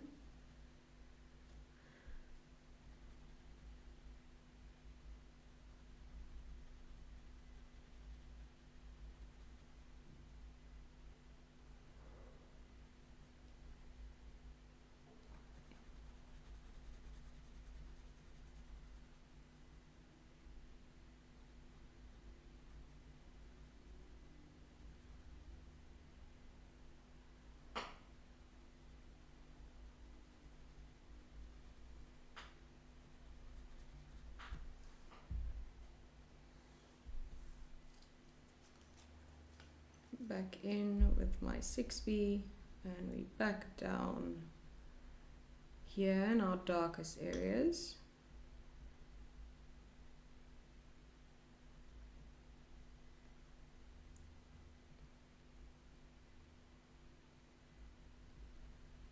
And as you can see, even in the darkest bits, everything is still visible, and that's what you kind of want. That's the way I like to draw it. You can, if you want, really go dark with it, but I like to be able to see even the slightest bit of detail within my shadow areas. So I like to build it up slowly, and that way I can be very specific and particular where I want to add my true depth. So it gives me a lot more control.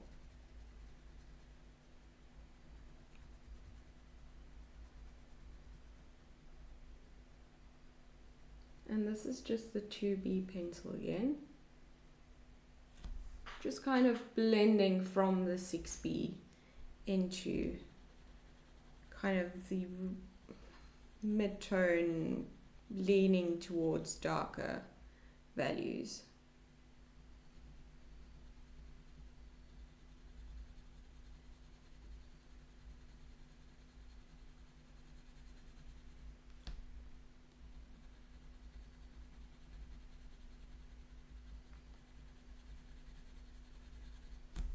And it's going to deepen it up, so 6B again. And just really just blend and smooth out that 6B application. 2B.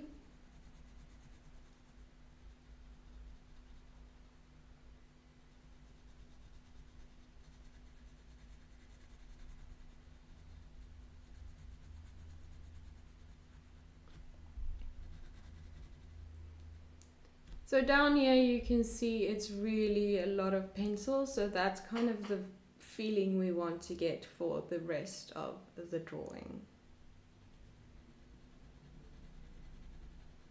And now that we've got one area, that's why I like to do the shadows first, because it's more of an anchor point for me, and it's a lot easier for me to base kind of my other values around it.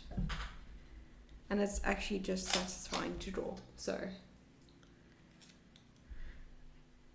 6B again.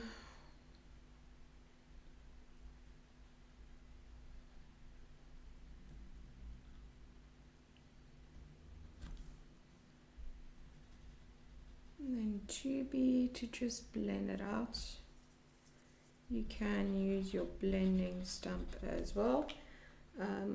This is now getting lighter, so I'm going to switch to my F pencil again.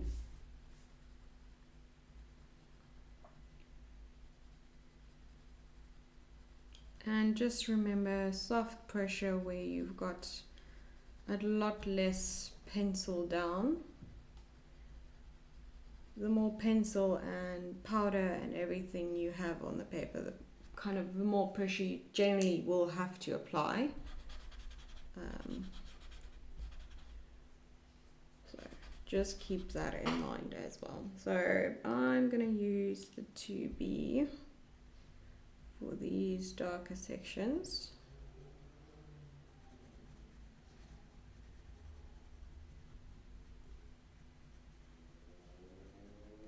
And then the F pencil to blend it out.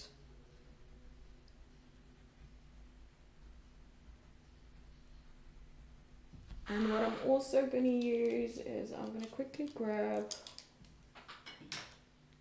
what's this, 2H.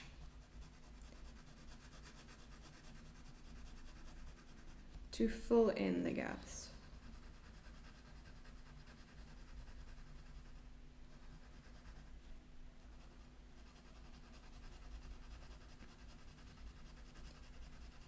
So as you can see now, where in the beginning I explained you use the very narrow range, everything is quite close together, and then as you fill in the spaces more and you start to work on the actual details and the really true nuances within the values, you will start to use a wide range and you'll start to use them over top of one another.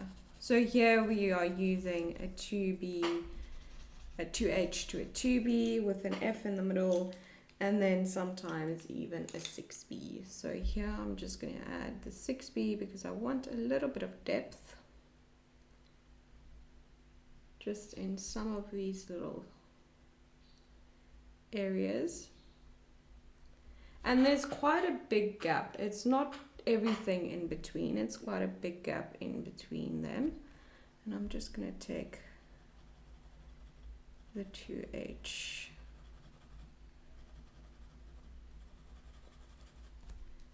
You can even take it in these lighter areas if you feel like you need a bit more kind of pencil, because I don't like in my end result to see that grain of the paper. I don't want it to feel like there's paper underneath. I want it to feel like there's actual substance to the skin.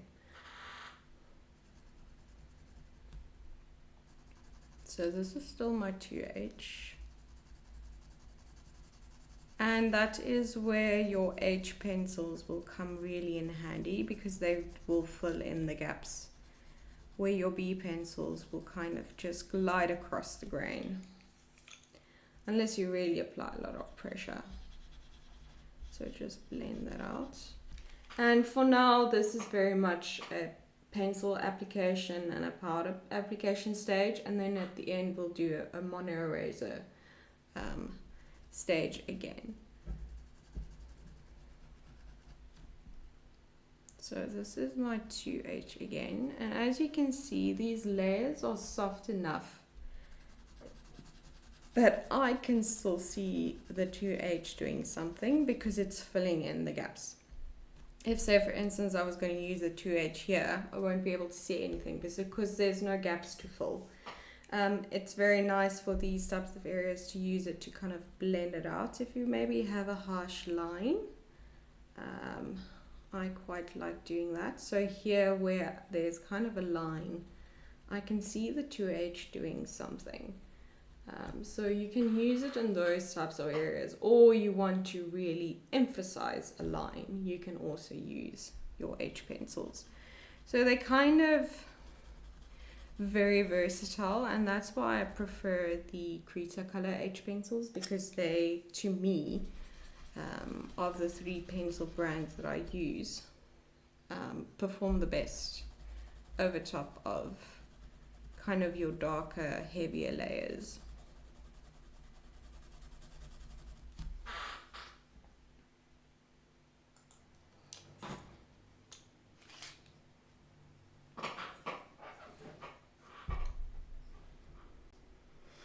Okay, so now I'm going to move on to this, which is kind of our other dark area.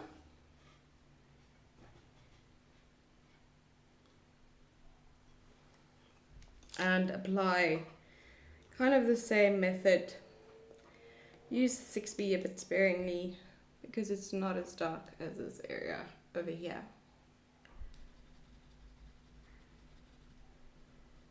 So I'm going to take my F pencil. We're going to start right down here at the bottom.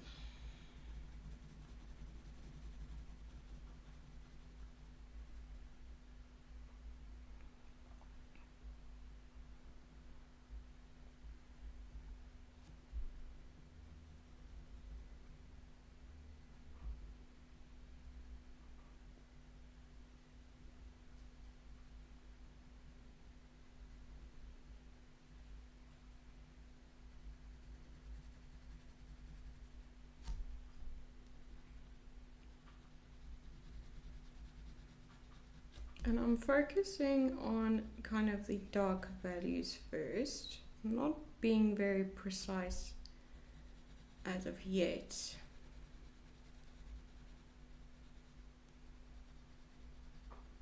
Because this is more textured than this side.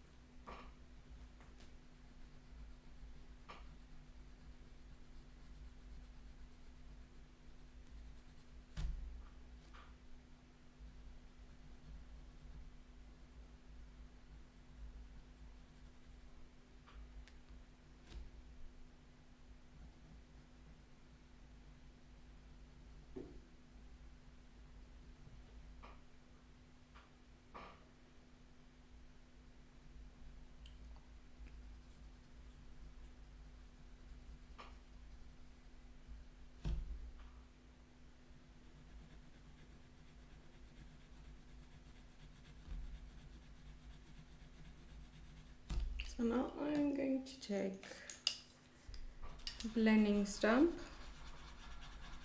Just going to blend there where I added the pencil and kind of move it into the surrounding spaces.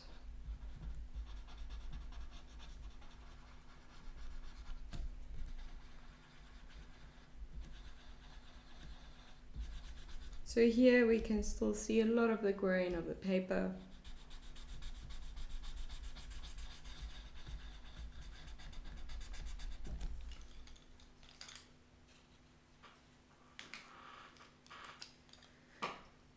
And we just going to start trying to fill that in. So this is my 2H.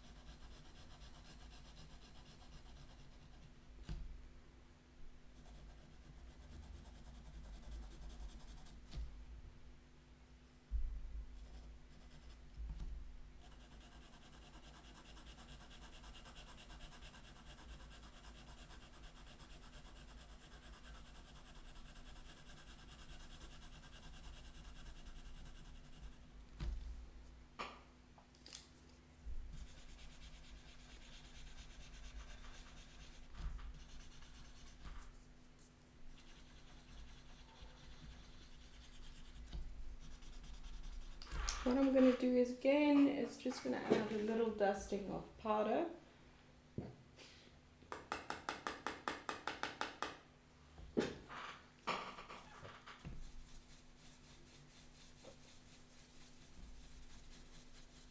This will also help kind of fill in the gaps.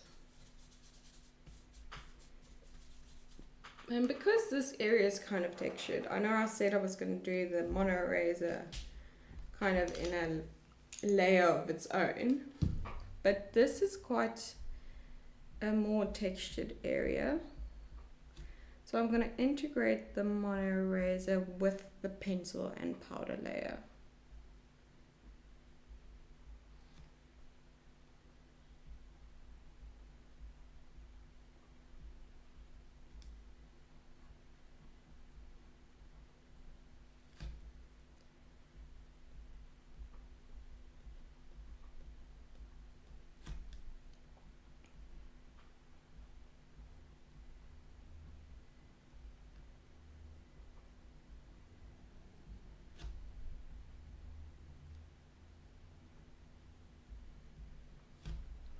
And it's going to look messy to start with, because we haven't really focused on the actual small little texture details.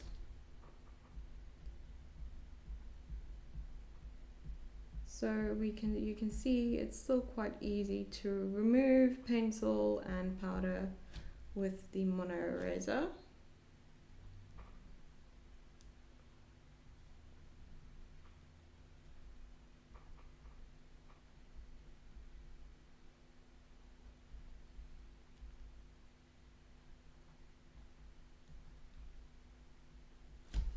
And then I'm just going to take another little addition of the powder. So think of me kind of adding the powder is, I don't know if you've ever seen those kind of perspective glass art where they put all the sheets of paper where they build up the foreground from the background.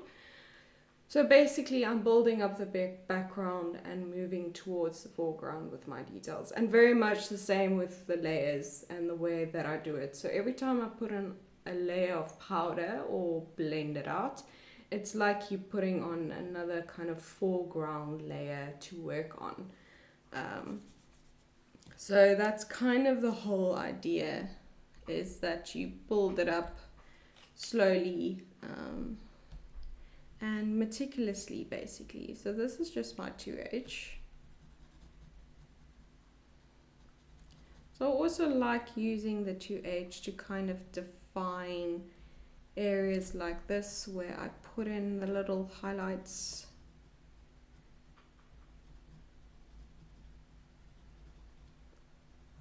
And that will just kind of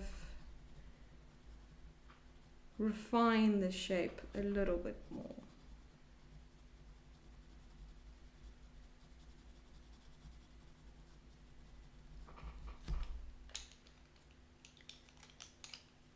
This is a 2B pencil.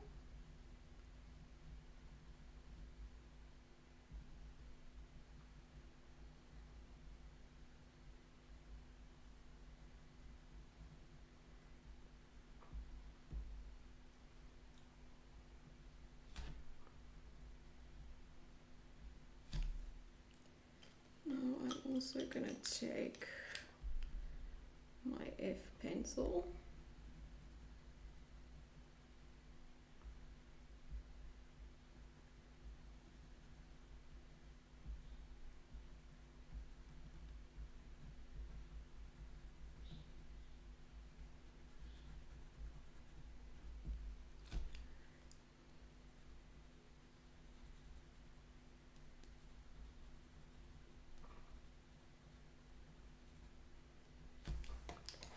And for the little crevice or crack, just the 6B. And this is not a straight line, so try to add some little offshoots, little extra cracks in it. And that's one thing I really like about this particular skin texture, is all the little fun little details one can add to give it character.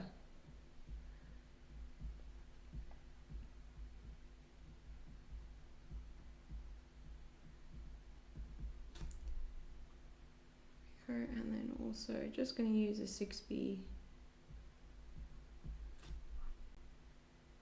in the other areas.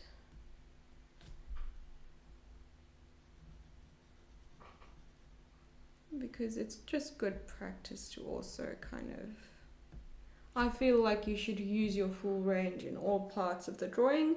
That way it has that realism and really connecting element to it. And then you get the same depth of value across the whole drawing. Even if it's just a little bit, because these pencils do have different depths of grey or different feel of grey. So you just want that to kind of be pulled across the entire drawing. So this is just my 2B pencil again.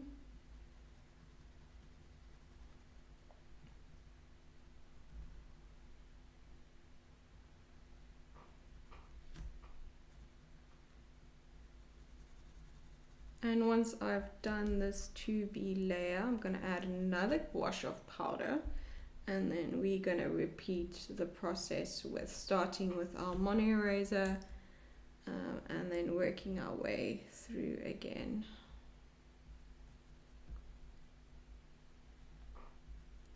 And that's just how you build up any kind of detail within a texture. It's just very slowly, and you do need to repeat the process. It's unfortunately one of those things, if you want to really add the depth and the realistic effect, you really need to repeat your process quite a few times to get the desired look. So here we go with our wash of powder.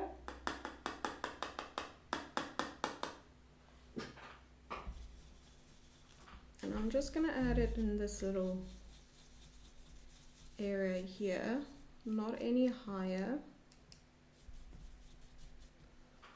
There. And before I do that, I'm just going to clean up my mono eraser.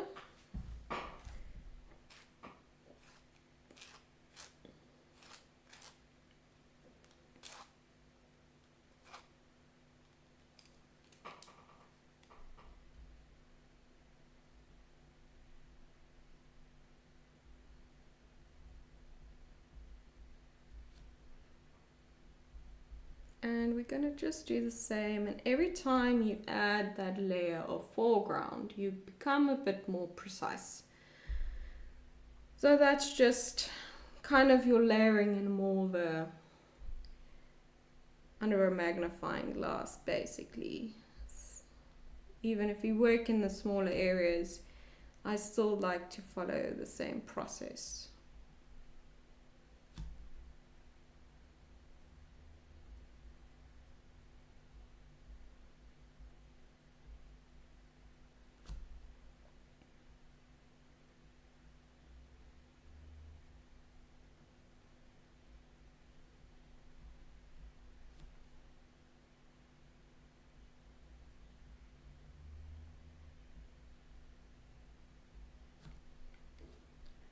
And as you increase the layering, obviously these little marks of mono erasers, it looks quite out of place. But the more you layer it and kind of add pencil around it, the more you'll integrate it into kind of, it will start to blend in and look like it belongs. Because if you just leave it as is, it looks, doesn't look part of the texture. It doesn't look part of the skin. It's almost like it's something else laying on top of the skin. And it's not part of the little bumps and lumps. And that's also why I like to add that little wash of powders, because it just kind of mutes it back down and includes it with the rest of the drawing. So this is just my 2H. Again, I'm leaving some of the areas of the mono eraser kind of that light look, but same as what you did here, you kind of just start adding little marks around it, and also to give it a more circular look, not completely circular, but kind of that speckle effect.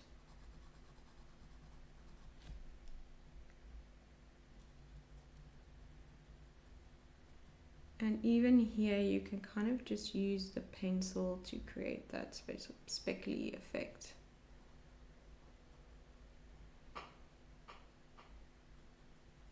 And that's why I really do like a 2H, because it's a very versatile pencil.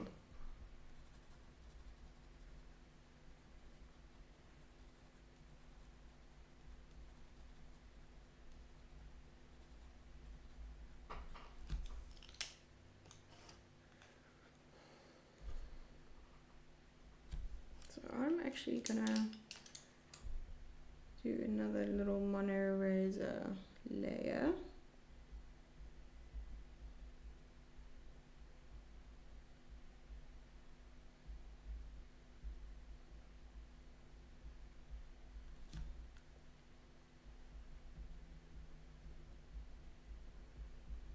And then that's also another way that you can do it, is you can layer kind of these on top of each other.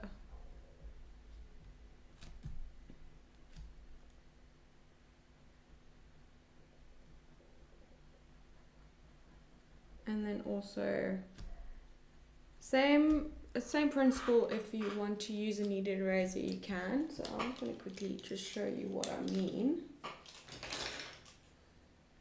So before, I'm just going to give it a little wash of powder. So what I really like to use a kneaded eraser for, so I've got this section now. There's some details, there's some texture, but you don't necessarily want to erase them. You just want to lighten them up because there is some nuance changes in the values. So what I like to do is I like to get it nice and I give it a little bit of a point. And then you'll see I'll just kind of press and it will pick up some of the powder surrounding it and just lighten the area. And that way you still have the details underneath, but you just took away some of that depth. And that's a way of adding highlights to an area where you don't necessarily want to erase and lose your details. That's where I think the kneaded eraser is very, very useful. It's a way to just pick up areas of pencil and a powder, especially if you don't want to lose kind of your details that you've already put down, and you just want to bring it back into the light. So I don't use the kneaded eraser in any other capacity really, other than doing it that way, because I find that actually it's most useful application for me. So this is, I'm going to sharpen up my 2B first.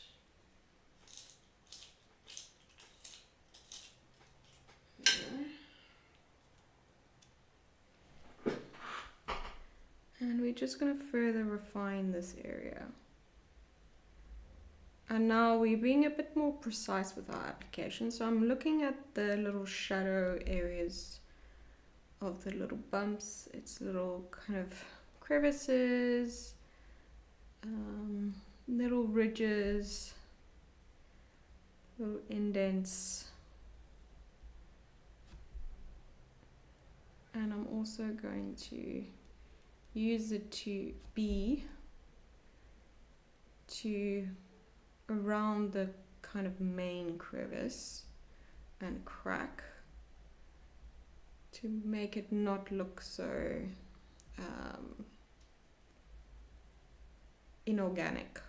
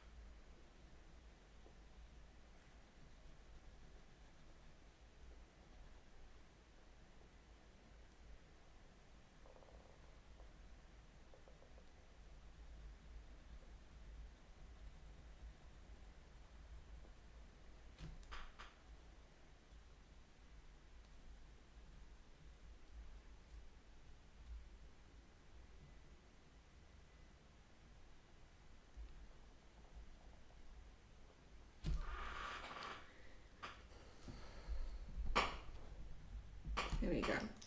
So now I'm going to take, oh, this is not my 6B.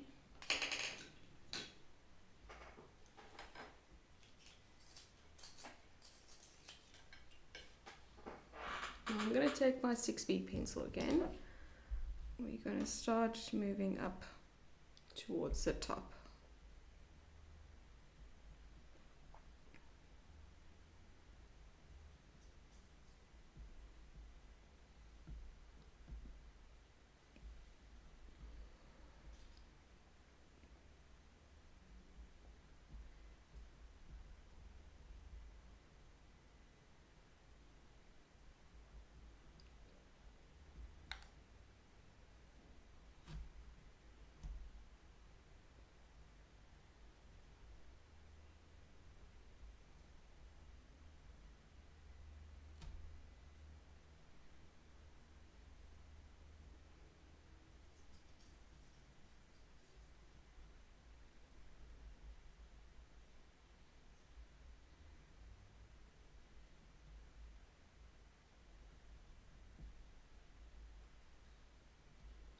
And you can even slightly bring the 6B into this area again. Very, very light pressure. You barely want it to actually just do anything. The B pencils do have a slight little bit of texture that they add. So I just like to also kind of use that in that capacity.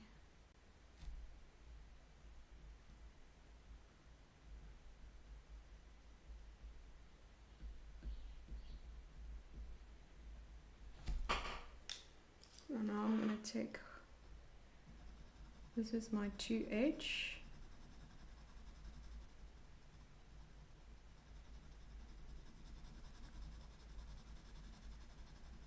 I'm just going to fill in the gaps and also around our little crevices.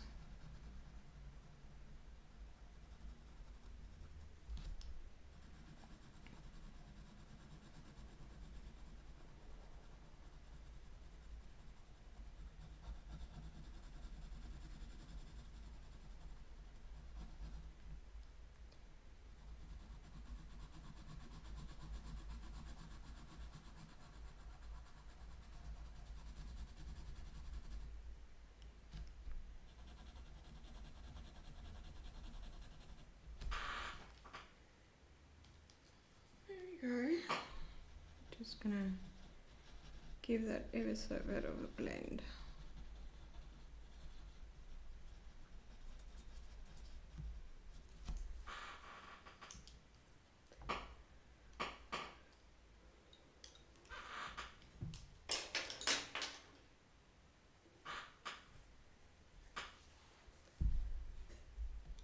So this is now, let me see.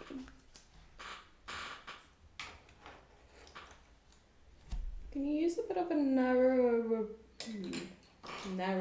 range for this section here? So I'm first gonna start with, this is an H pencil. The F pencils that I've got really do pack a punch, so I just want something a bit less than. You can stay with the 2H if you've got less kind of pencil marks in this area. Otherwise, use an H or an F at a very light pressure.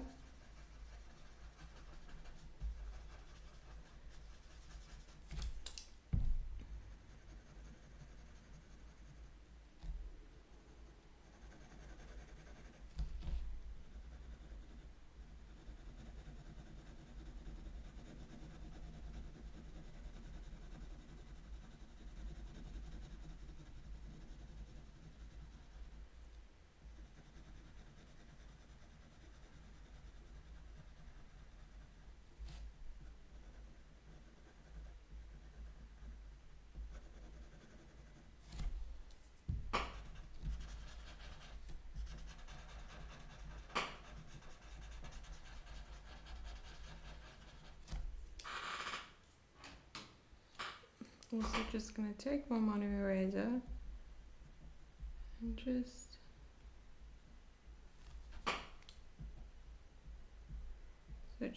kind of do these types of layers together.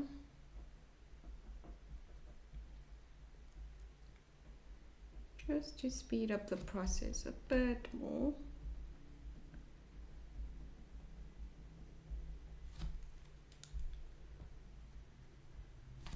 Actually going to let's take the HB. I have a B in hand, but I think the Cretacolor HB would work a little bit better. Yeah.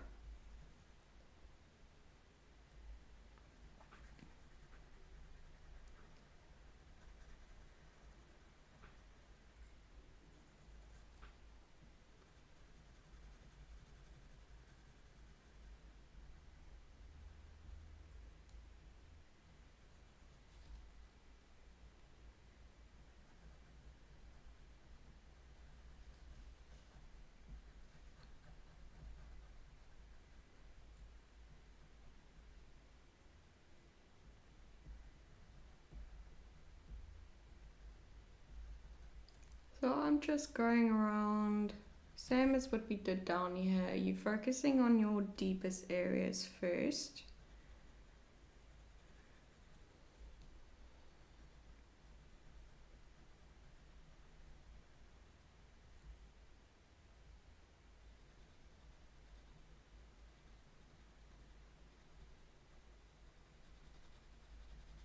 And then we're going to go in with the 2H to actually fill in the gaps.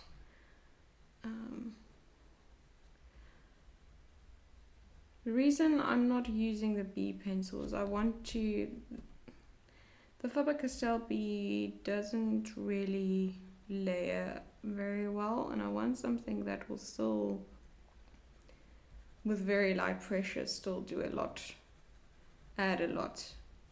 So let's see, the B pencil, it's just a little bit of a harder pencil than the HB. So it fills in the gaps really nicely.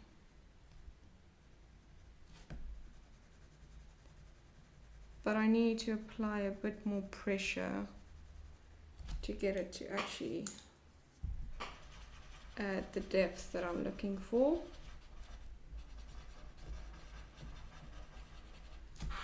So,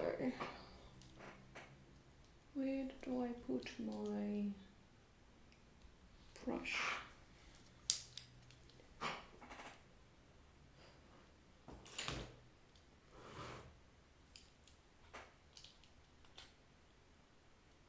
I don't know how I keep losing things.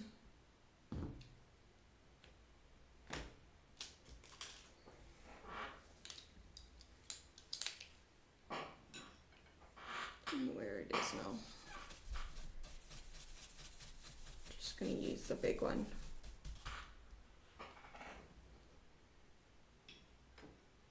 There it is.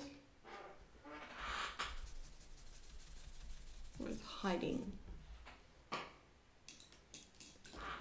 So back in with my HB.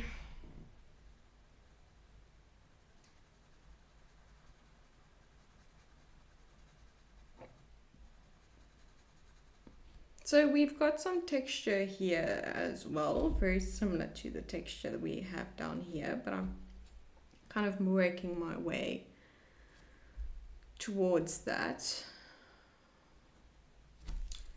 Actually, you know what?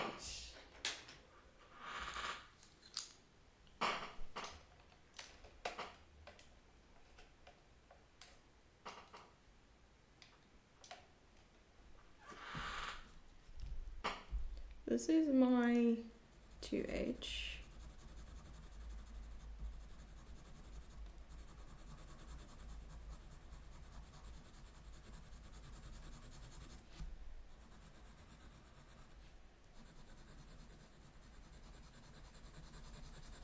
I'm just gonna go over and give it all a kind of a once over with the 2H, just this general area right here.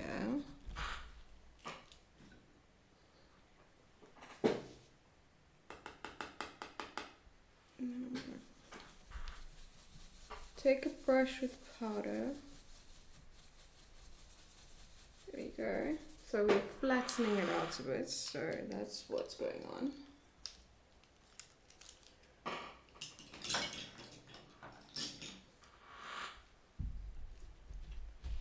Let's take the kneaded eraser first.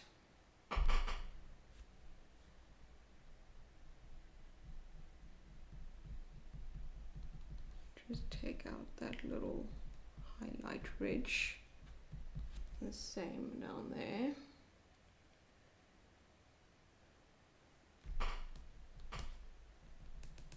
There's one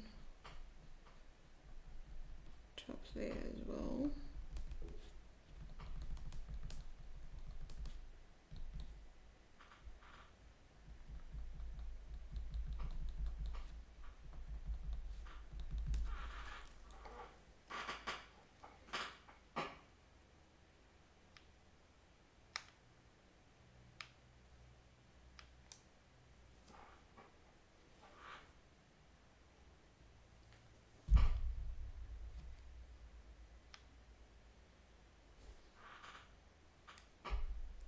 And now this is my mono eraser.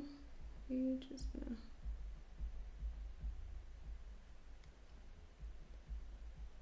slowly start adding some of that texture as well.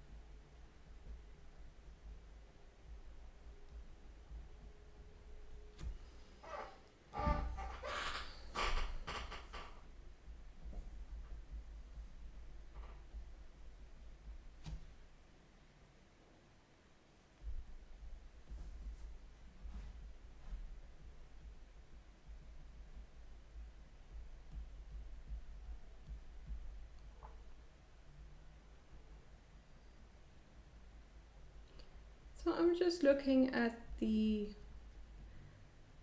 kind of main highlighted points, and you'll see they're all kind of at the top to the left of all the little bumps. And then the rest of the work will mostly be pencils and powder, and then at the end you kind of will add a little bit of mono eraser again to just help solidify exactly where kind of your highest point is of the little bump.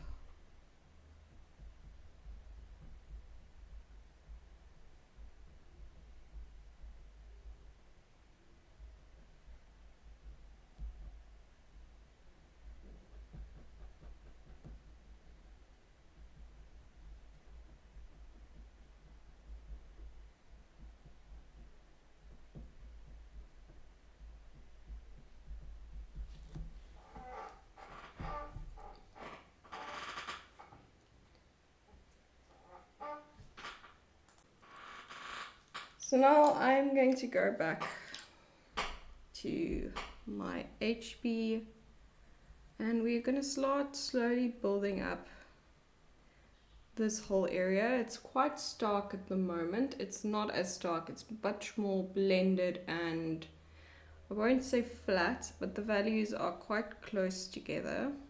There's not much of a big difference between them, so we're gonna try and rectify that with some pencils.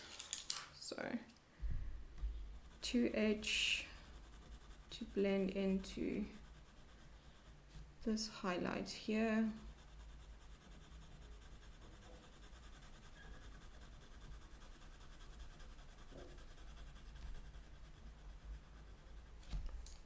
And then back to your HB.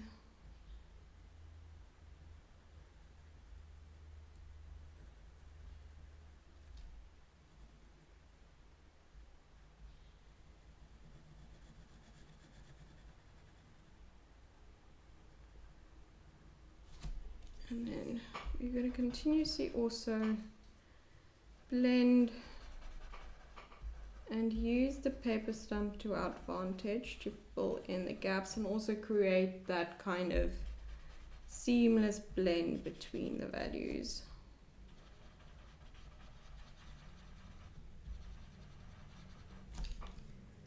Back in with your 2H.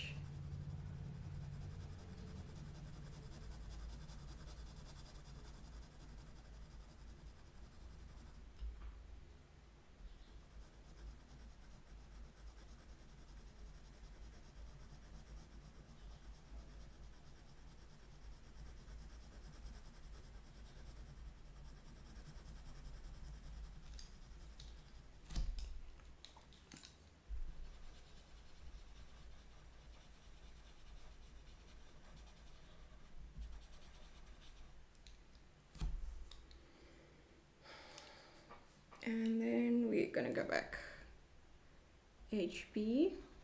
So I'm gonna move around quite a bit throughout this whole kind of area. And as well, I'm gonna try and stick to the HB and the 2H for now. I'll let you know which one I'm busy using since they're both the Cretacolor pencils. But already you can see, even in this area, we're starting to mute out our values. And that will kind of also bridge the gap between what's going on down here to what's going on up there where our lightest area is.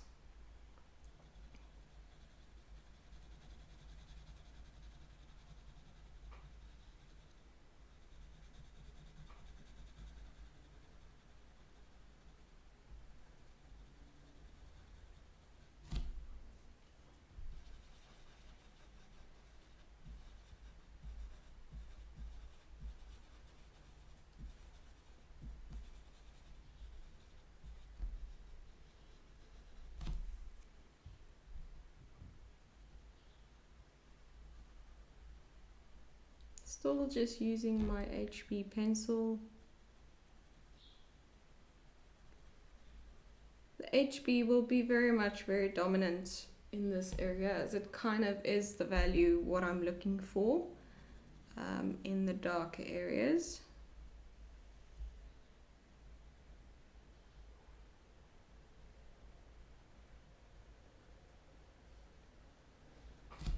Back in with your 2H. Once you feel you can't lighten up your pressure enough, then you go down towards a lighter pencil. And just blend everything out. In this area, you kind of have to just keep blending as you add. And that way you'll keep that soft transition between your areas. So now here I'm going to take my 6B. So earlier I said I like to use the full range in all the areas. So I'm just going to take my 6B here, where it's kind of the darkest little section of this top part.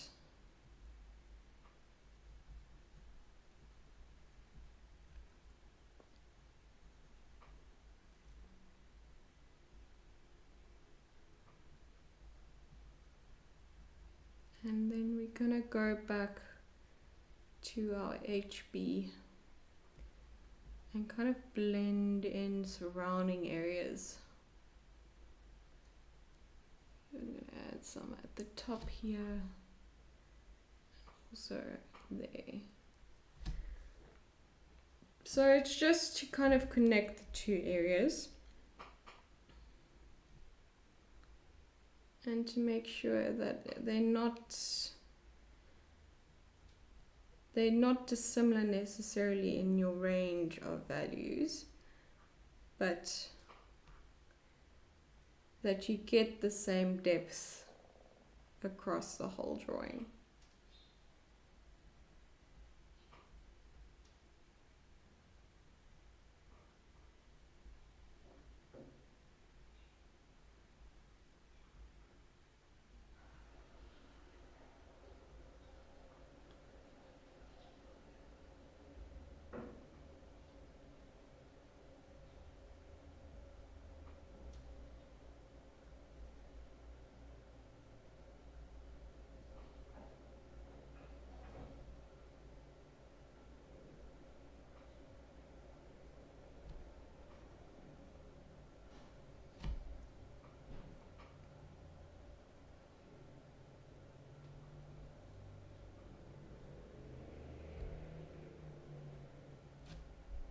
There we go. I'll most likely reinforce it once we've added more layers, but for now that should do. So back in with my HB. And the HB, once you go over top that areas where you've applied your 6B, it will kind of just deepen it up a little bit and also just blend it out.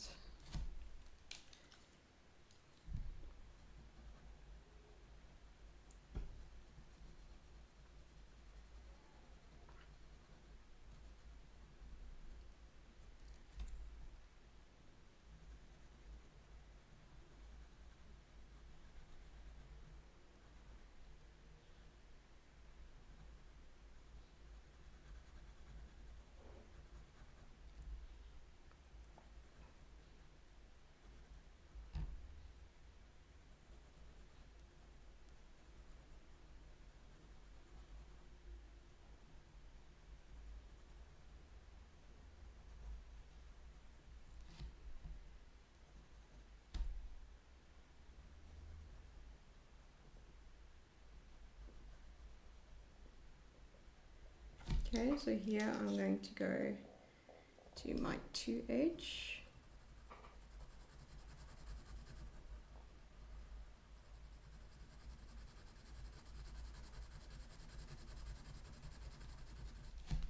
Blend out this area.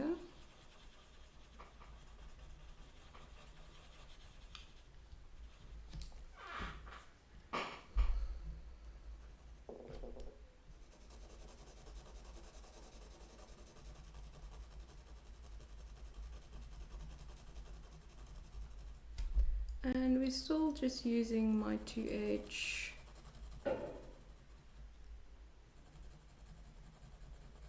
fill in these gaps. And also add a little layer of pencil.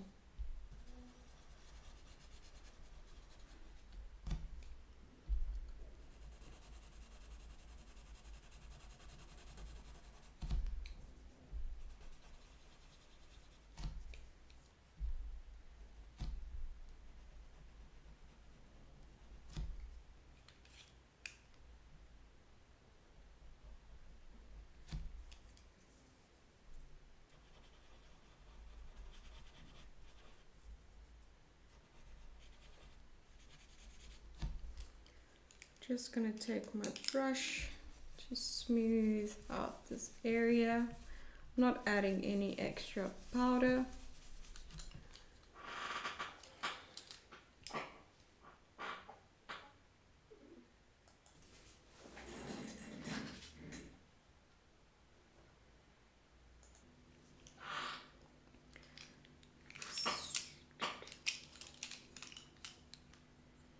So I'm going to work a bit on this side as well to kind of integrate it to what we're doing on this side. So let me start with an H first, just to fill in the gaps.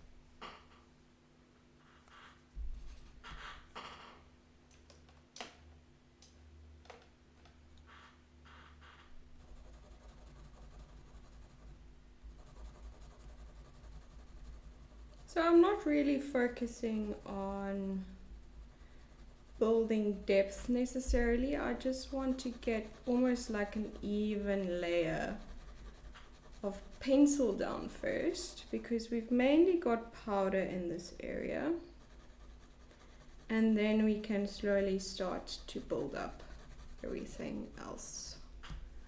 So I'm going to take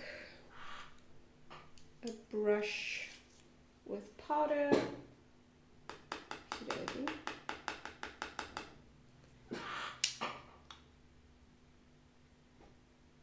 You're just going to tap off the excess just in that area where we added our H pencil. You can go over to the other side as well. There we go.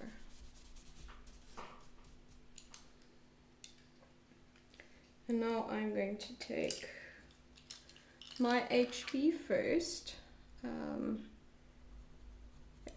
That's still adding enough depth for me for now.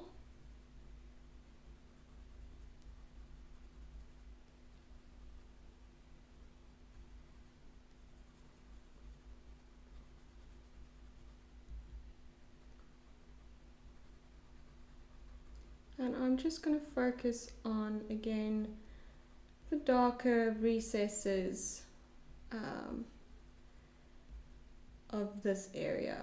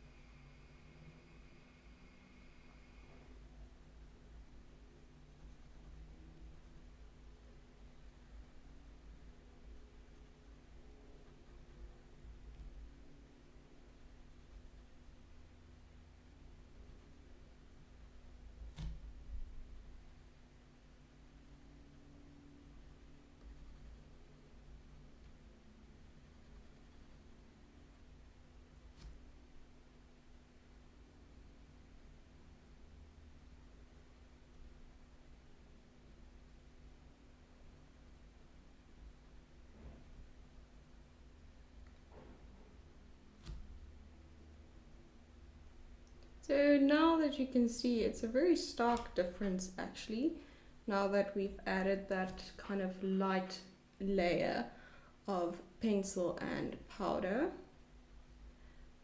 So not a lot of kind of differences in values in this area just yet.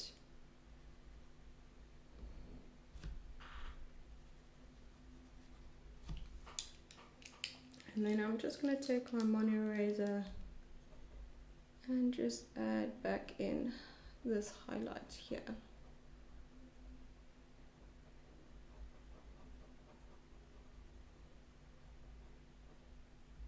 And again, we're gonna continuously kind of build on it and also work on the subtle differences in the values within the highlights. But I find I like to do that in the end when everything else has kind of that correct depth and I have something to play off of and see how much of a highlight I do actually have. So the deeper you go with your drawing, the more kind of play you have with those lighter ranges and how you can play with your highlights in certain areas. Because you don't want your highlights in these darker areas to look the same as your highlights in the really, really light areas where your actual light source is coming from. So it's very important to establish that type of depth first. And then you can see, okay, these highlights and these highlights are looking too similar. I need to really build up the depth. Or, okay, I've got enough differences in my highlights. How can I kind of show the same subtle differences in values in my highlights as I did in my darker shadow areas? So we are going to take, this is the H pencil. If I don't like the way it's working, which I am not, I'm going to take my F pencil instead. That's the thing with the Faber-Castells, especially the lower range, they don't build on top of really established values very well.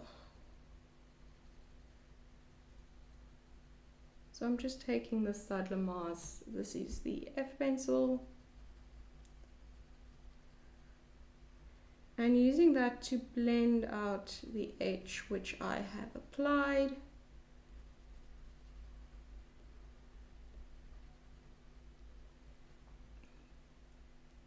And then I'm going to go in with a blending stump and then also my mono eraser just to start kind of aiding in building up the differences within this area. We've got some texture here and in some other places, but it's not as visible as the ones down here, so I think those you can kind of leave till last. You don't really need to build them up with the rest of the layers. Or you can kind of add them now and just let them fade into kind of the subsequent layers, which is also, it's probably the better way to do it. But it's one of those very, I won't say insignificant textures. You can even completely neglect to add it. You don't need to add it because it's a very insignificant part to the drawing. So you can kind of choose when you want to add it. It doesn't have to be the same way. If it's very established in the foreground textures like this, I like to build it up the same way I do with my values.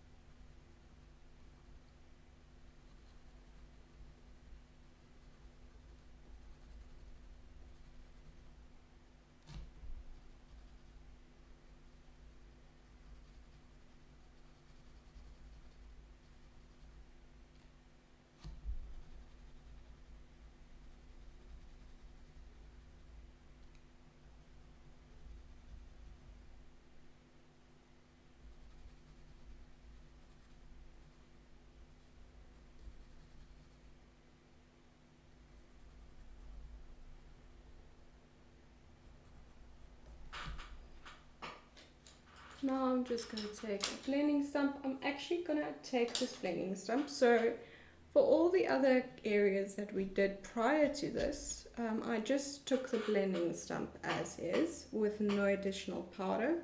But for this area, I actually do want to add a little bit of powder.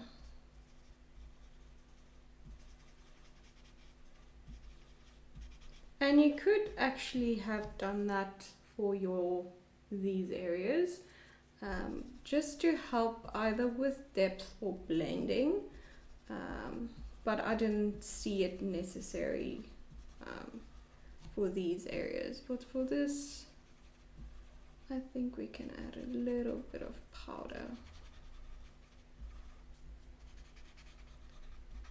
just to kind of move it along.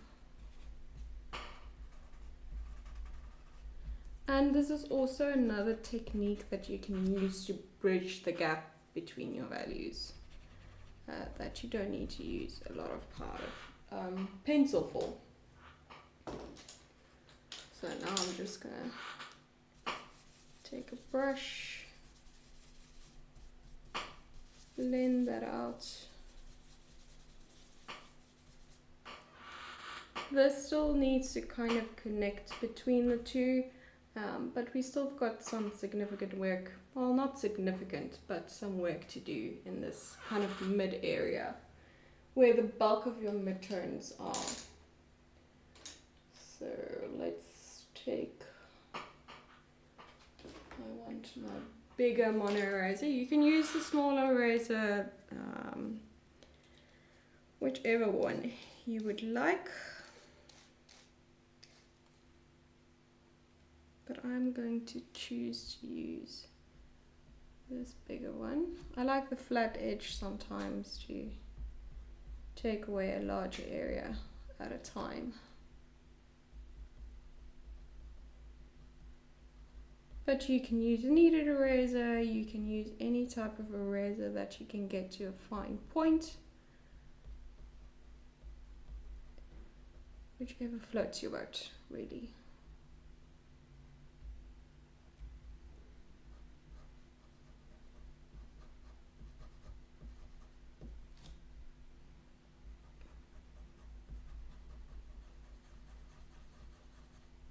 So as this becomes more dirty, you can kind of, it won't take away as much, but it will do something. So generally I like to start with a clean eraser. I like to start in the lightest areas first, that way I get kind of the most bang for my buck, and then I move it down towards the areas where the highlights aren't really that kind of bright and stark. So I just want some subtle differences. So as you can see, just adding a little bit of an edge highlight, not really very precisely, I might add, but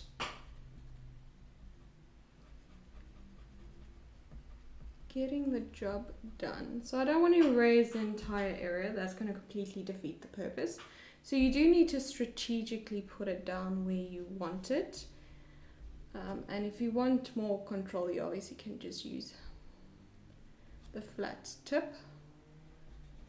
But I quite like using the shape of it to my advantage in creating kind of that very nice edge highlight.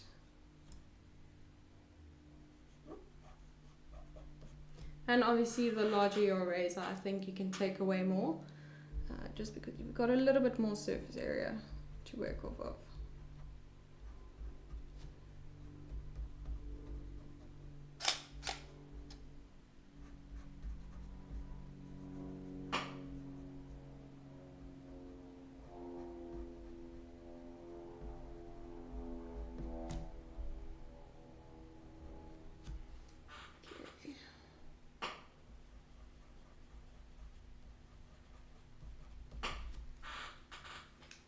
That was kind of a quick little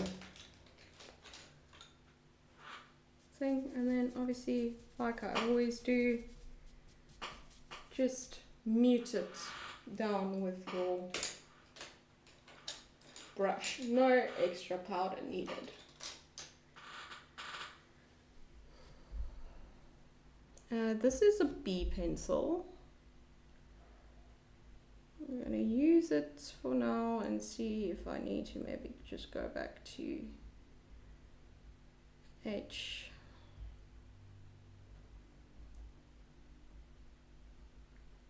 So for this it was quite out of focus, very large brush, not brush strokes, but application. So the B pencil, we're just going to refine our shapes a little bit more, add those more precise little lines or crevices, more precise differences between our little bumps and lumps.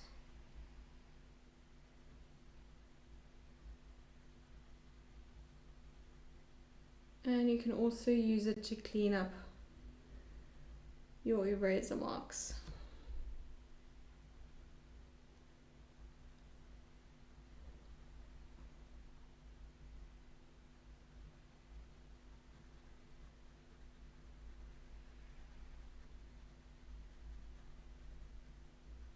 So as you can see, this B pencil, it doesn't really add a lot.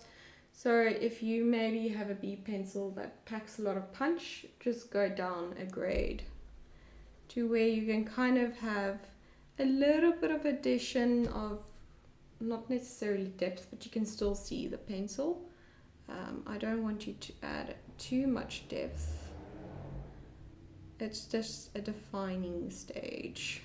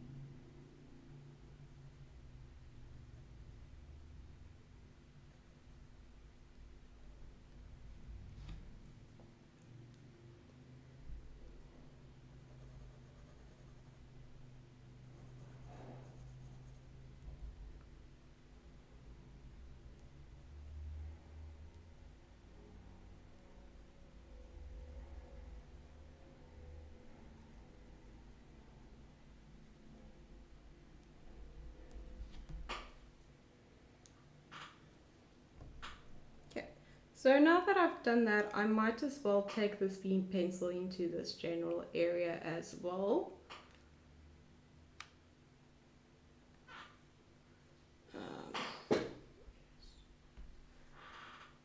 So that is what I'm going to do. Because we didn't really work on this little section as much when we did this bottom half.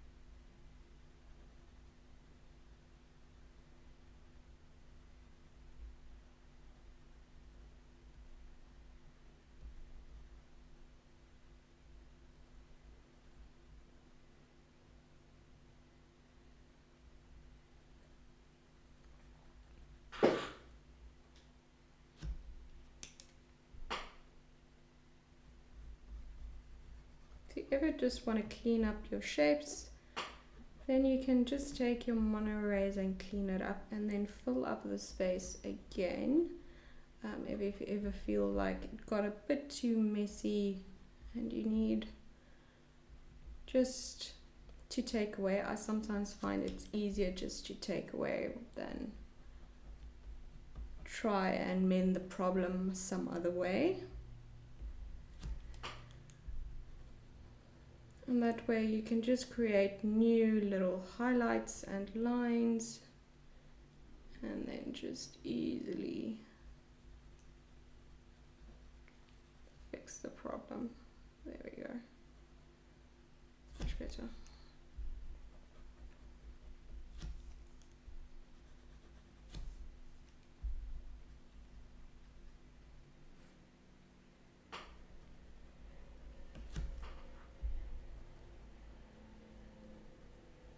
And even in kind of our later layers, it's still very easy to remove.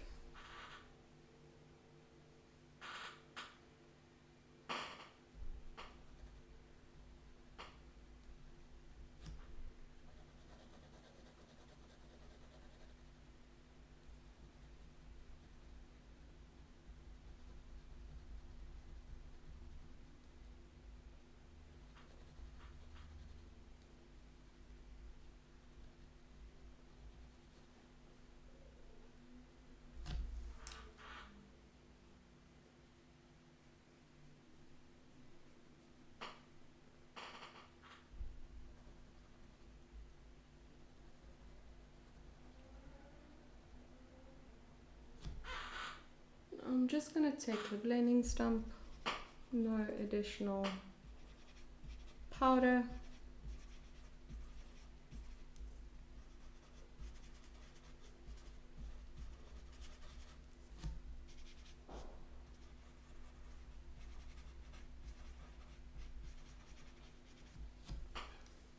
There you go. Okay, so now I'm going to take my 2B and still work in this general area. I've also got my 2H in hand, and we're just going to continue on building up this area. So I actually switched to the 2H first.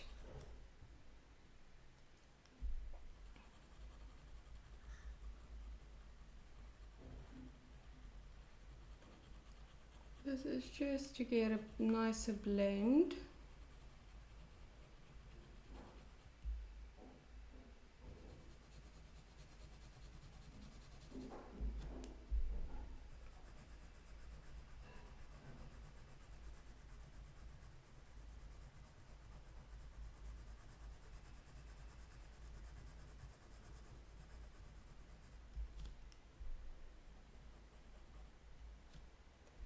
Should probably also do the same on this side.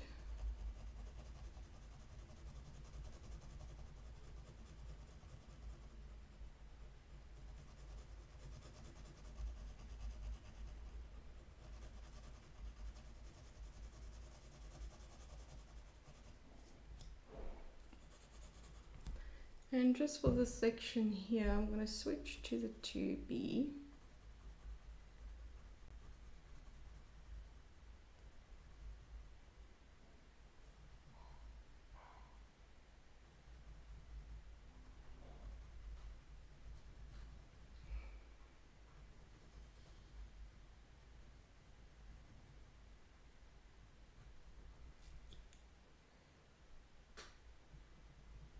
And we're just going to refine what is currently there.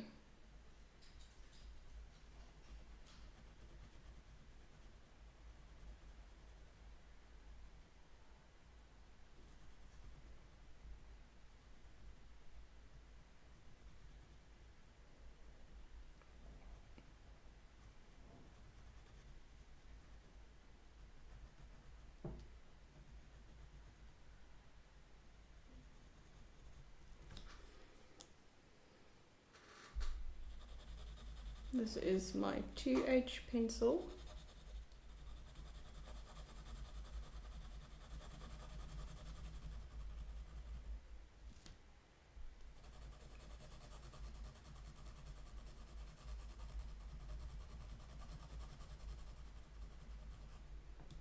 And then I'm also going to grab the 6B.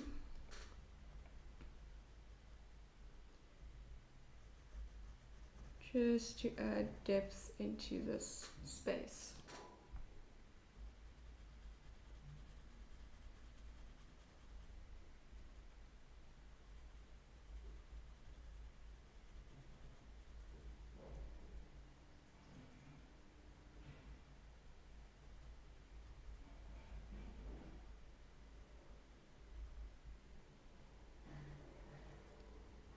Also using the 6B just to define some of the little bumps within that darker area as well.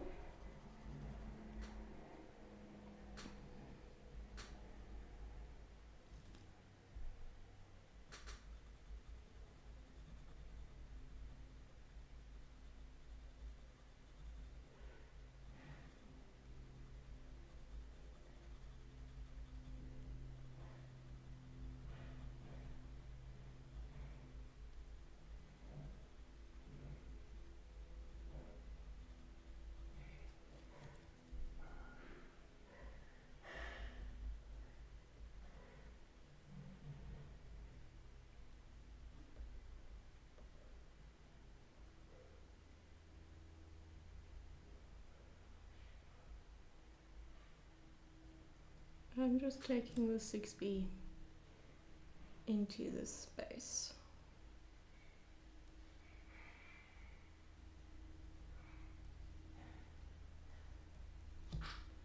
Defining some of the crevices a little bit more and adding depth.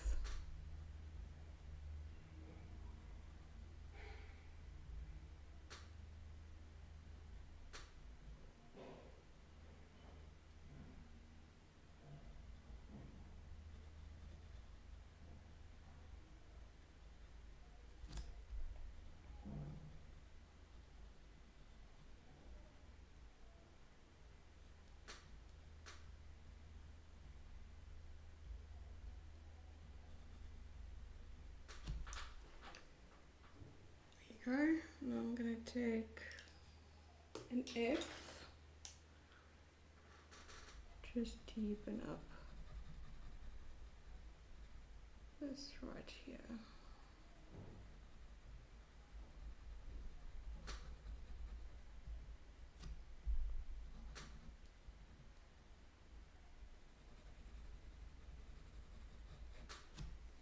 Take your blending stump and just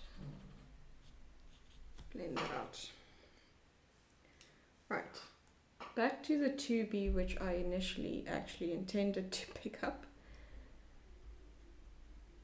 We're gonna do the same as we did with the B, just a little bit more depth.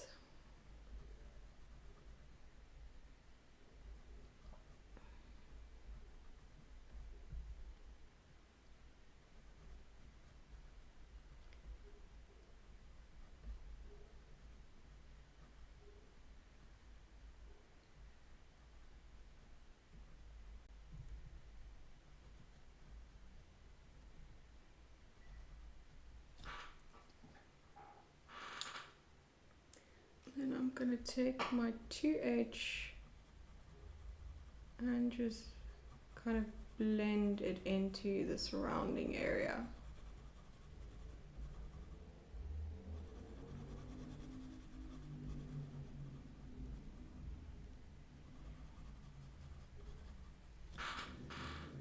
There we go. Now I'm working my way down towards these lighter sections. Fill it in, give it a bit of a blend. Take my 2B.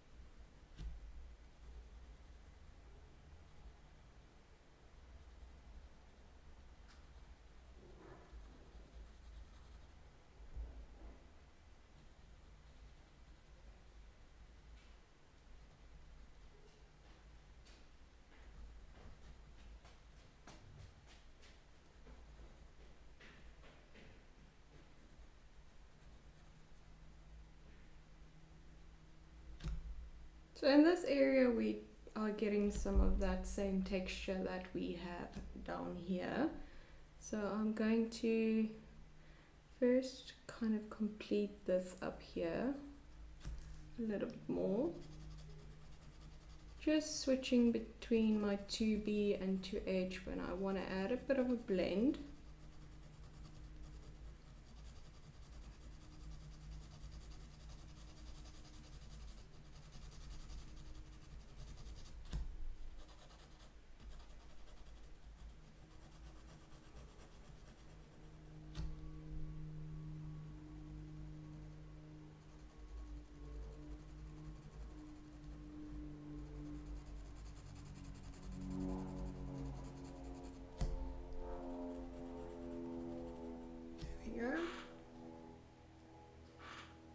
And now I'm going to work my way down to this little texture area. So I've got my 2B.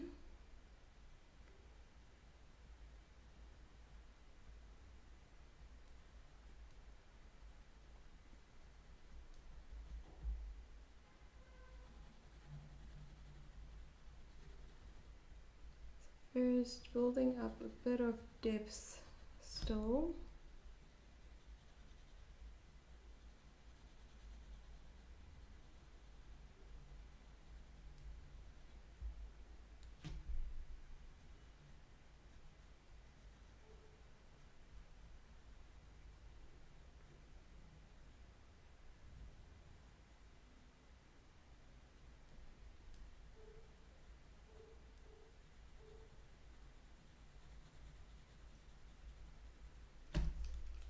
Just gonna give some of these areas a blend.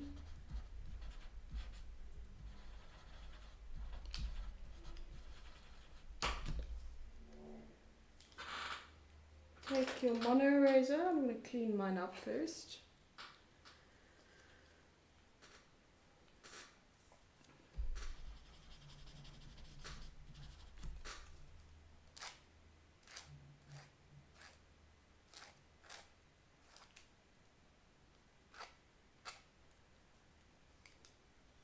And same as what we did down here, we are just gonna do to this little area as well.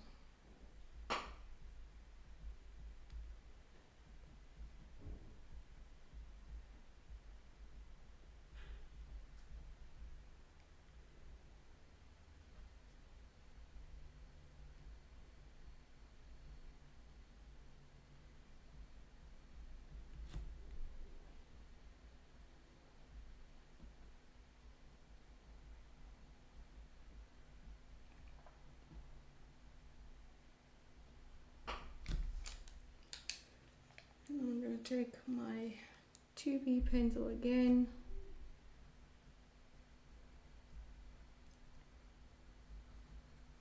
Add a little bit of depth.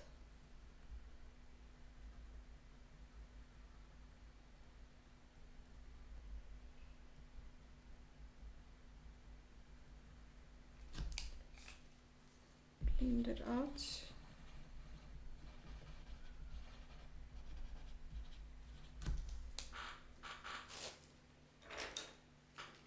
Add a wash of powder, so tap off the excess. I'm going to even bring it up to where we worked before, and then back in with our little mono eraser.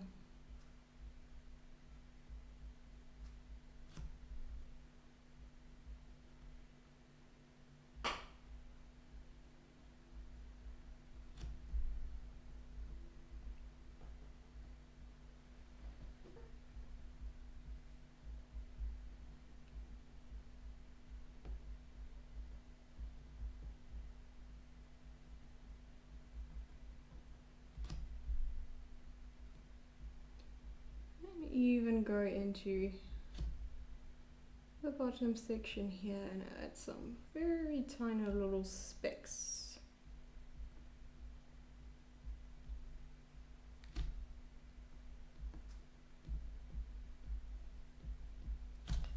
There we go.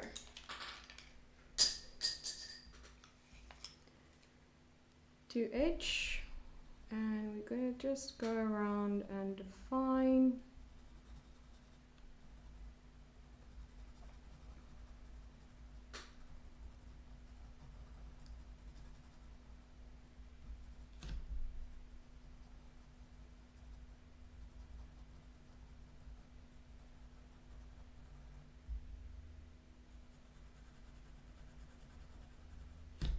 And even add some specks here at the top.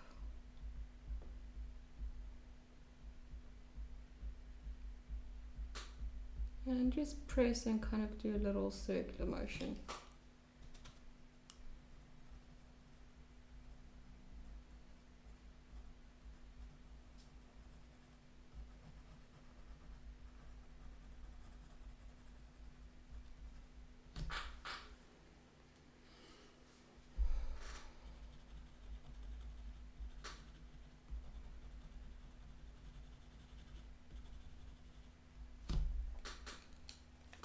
Take your 6B .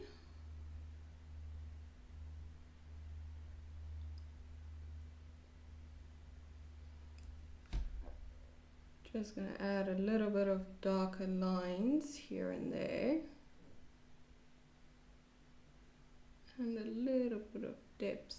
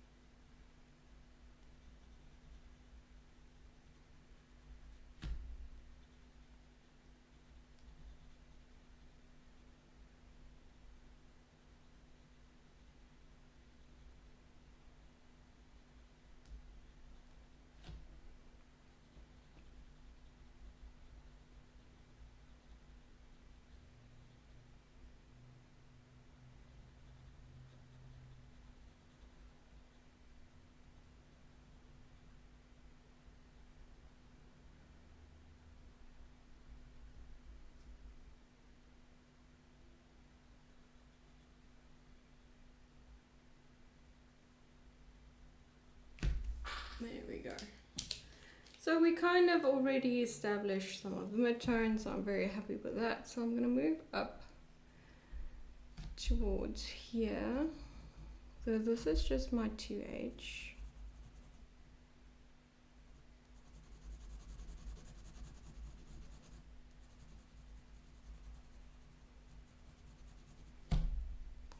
Just give everything just a blend, a wash first. We're gonna go back in to get our highlights back.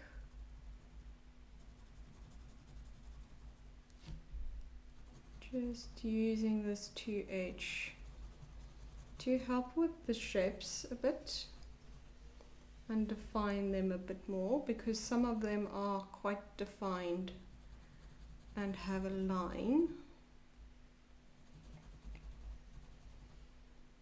I'm gonna just do that.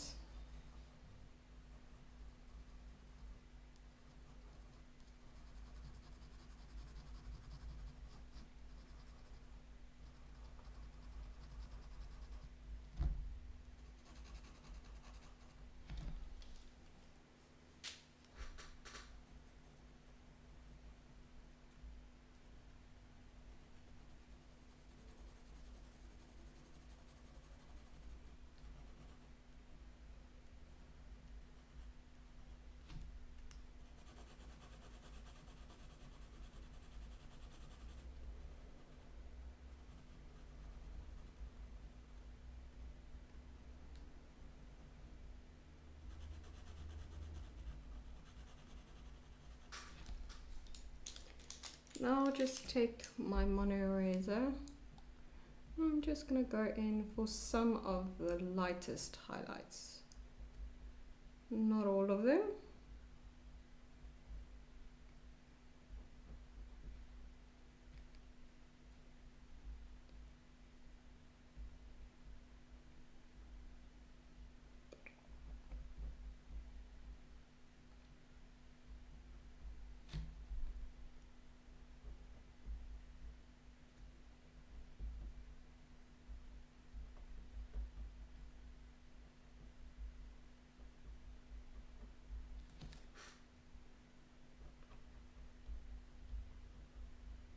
So not removing the entire area, just adding some little highlights within the highlights.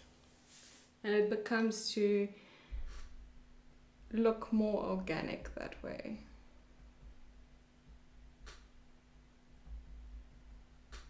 There we go.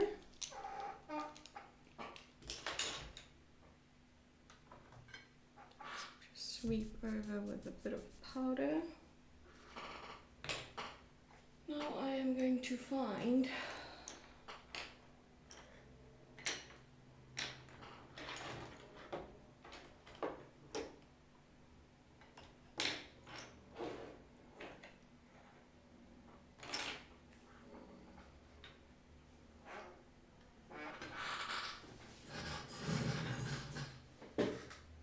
looking for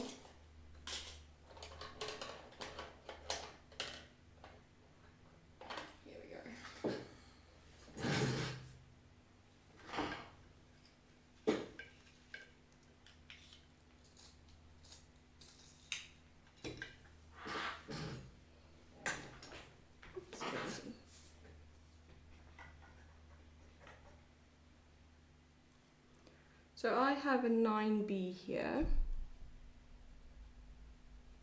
and I am just in certain areas, so I'm gonna zoom my reference out all the way.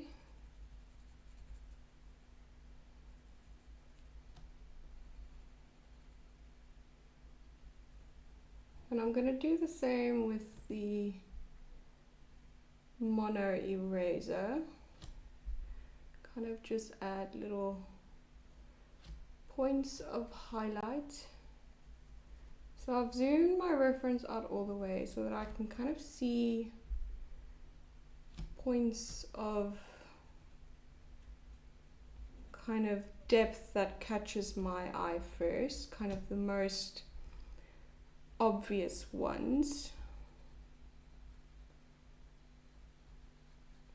And this Cretacolor 9B is quite soft, so it's not going to be as harsh as, say, for instance, the Faber-Castell one. So much more what I want. If I want to add a bit more depth, I can in certain spaces.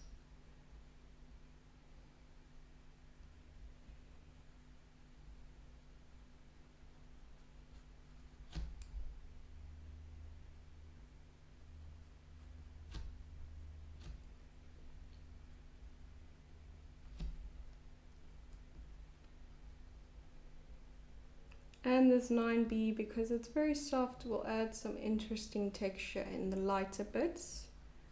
So I will also use that to kind of my advantage.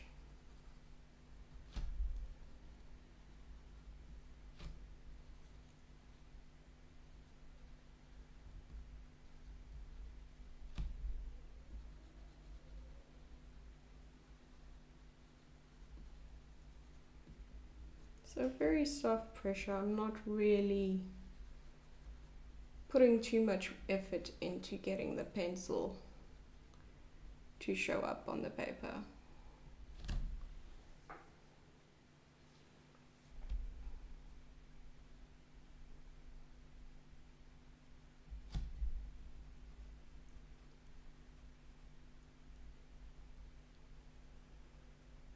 And just lightly adding some depth to these little spaces as well.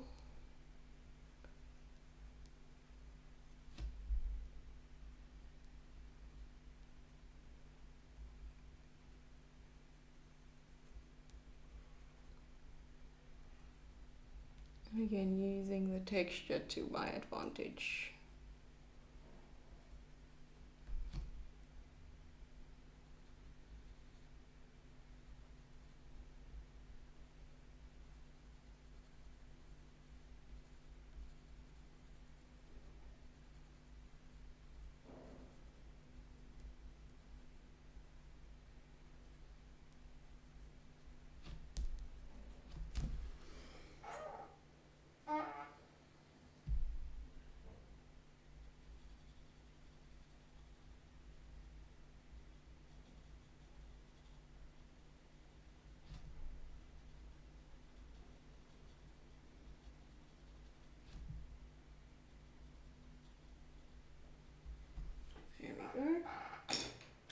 just going to take my mono eraser. I'm going to clean it up ever so slightly.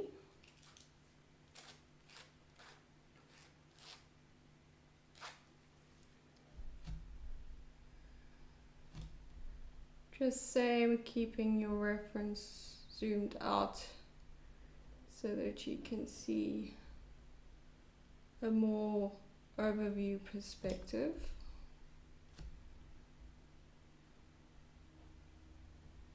Of kind of the little bumps that catches your eye first. That needs a little highlight.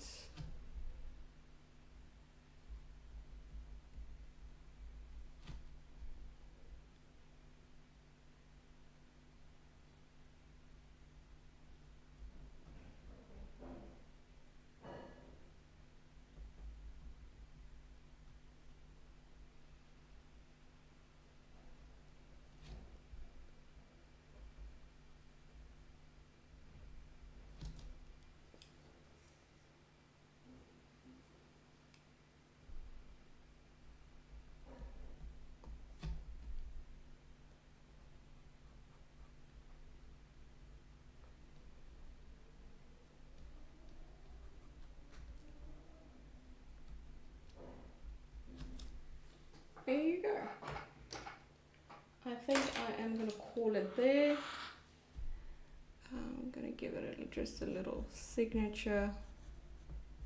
2025. Well, there we go. So it's all done. I hope you all enjoyed that. Very simple.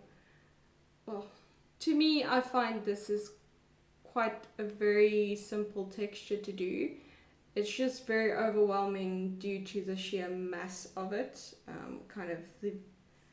There's a lot going on, and the lines and all the bumps and wrinkles can be very overwhelming. But once you get past kind of that mapping out stage, I find it's actually a very simple and relaxing texture to draw, because it's more value based, it's more blending based than it is actually texture based.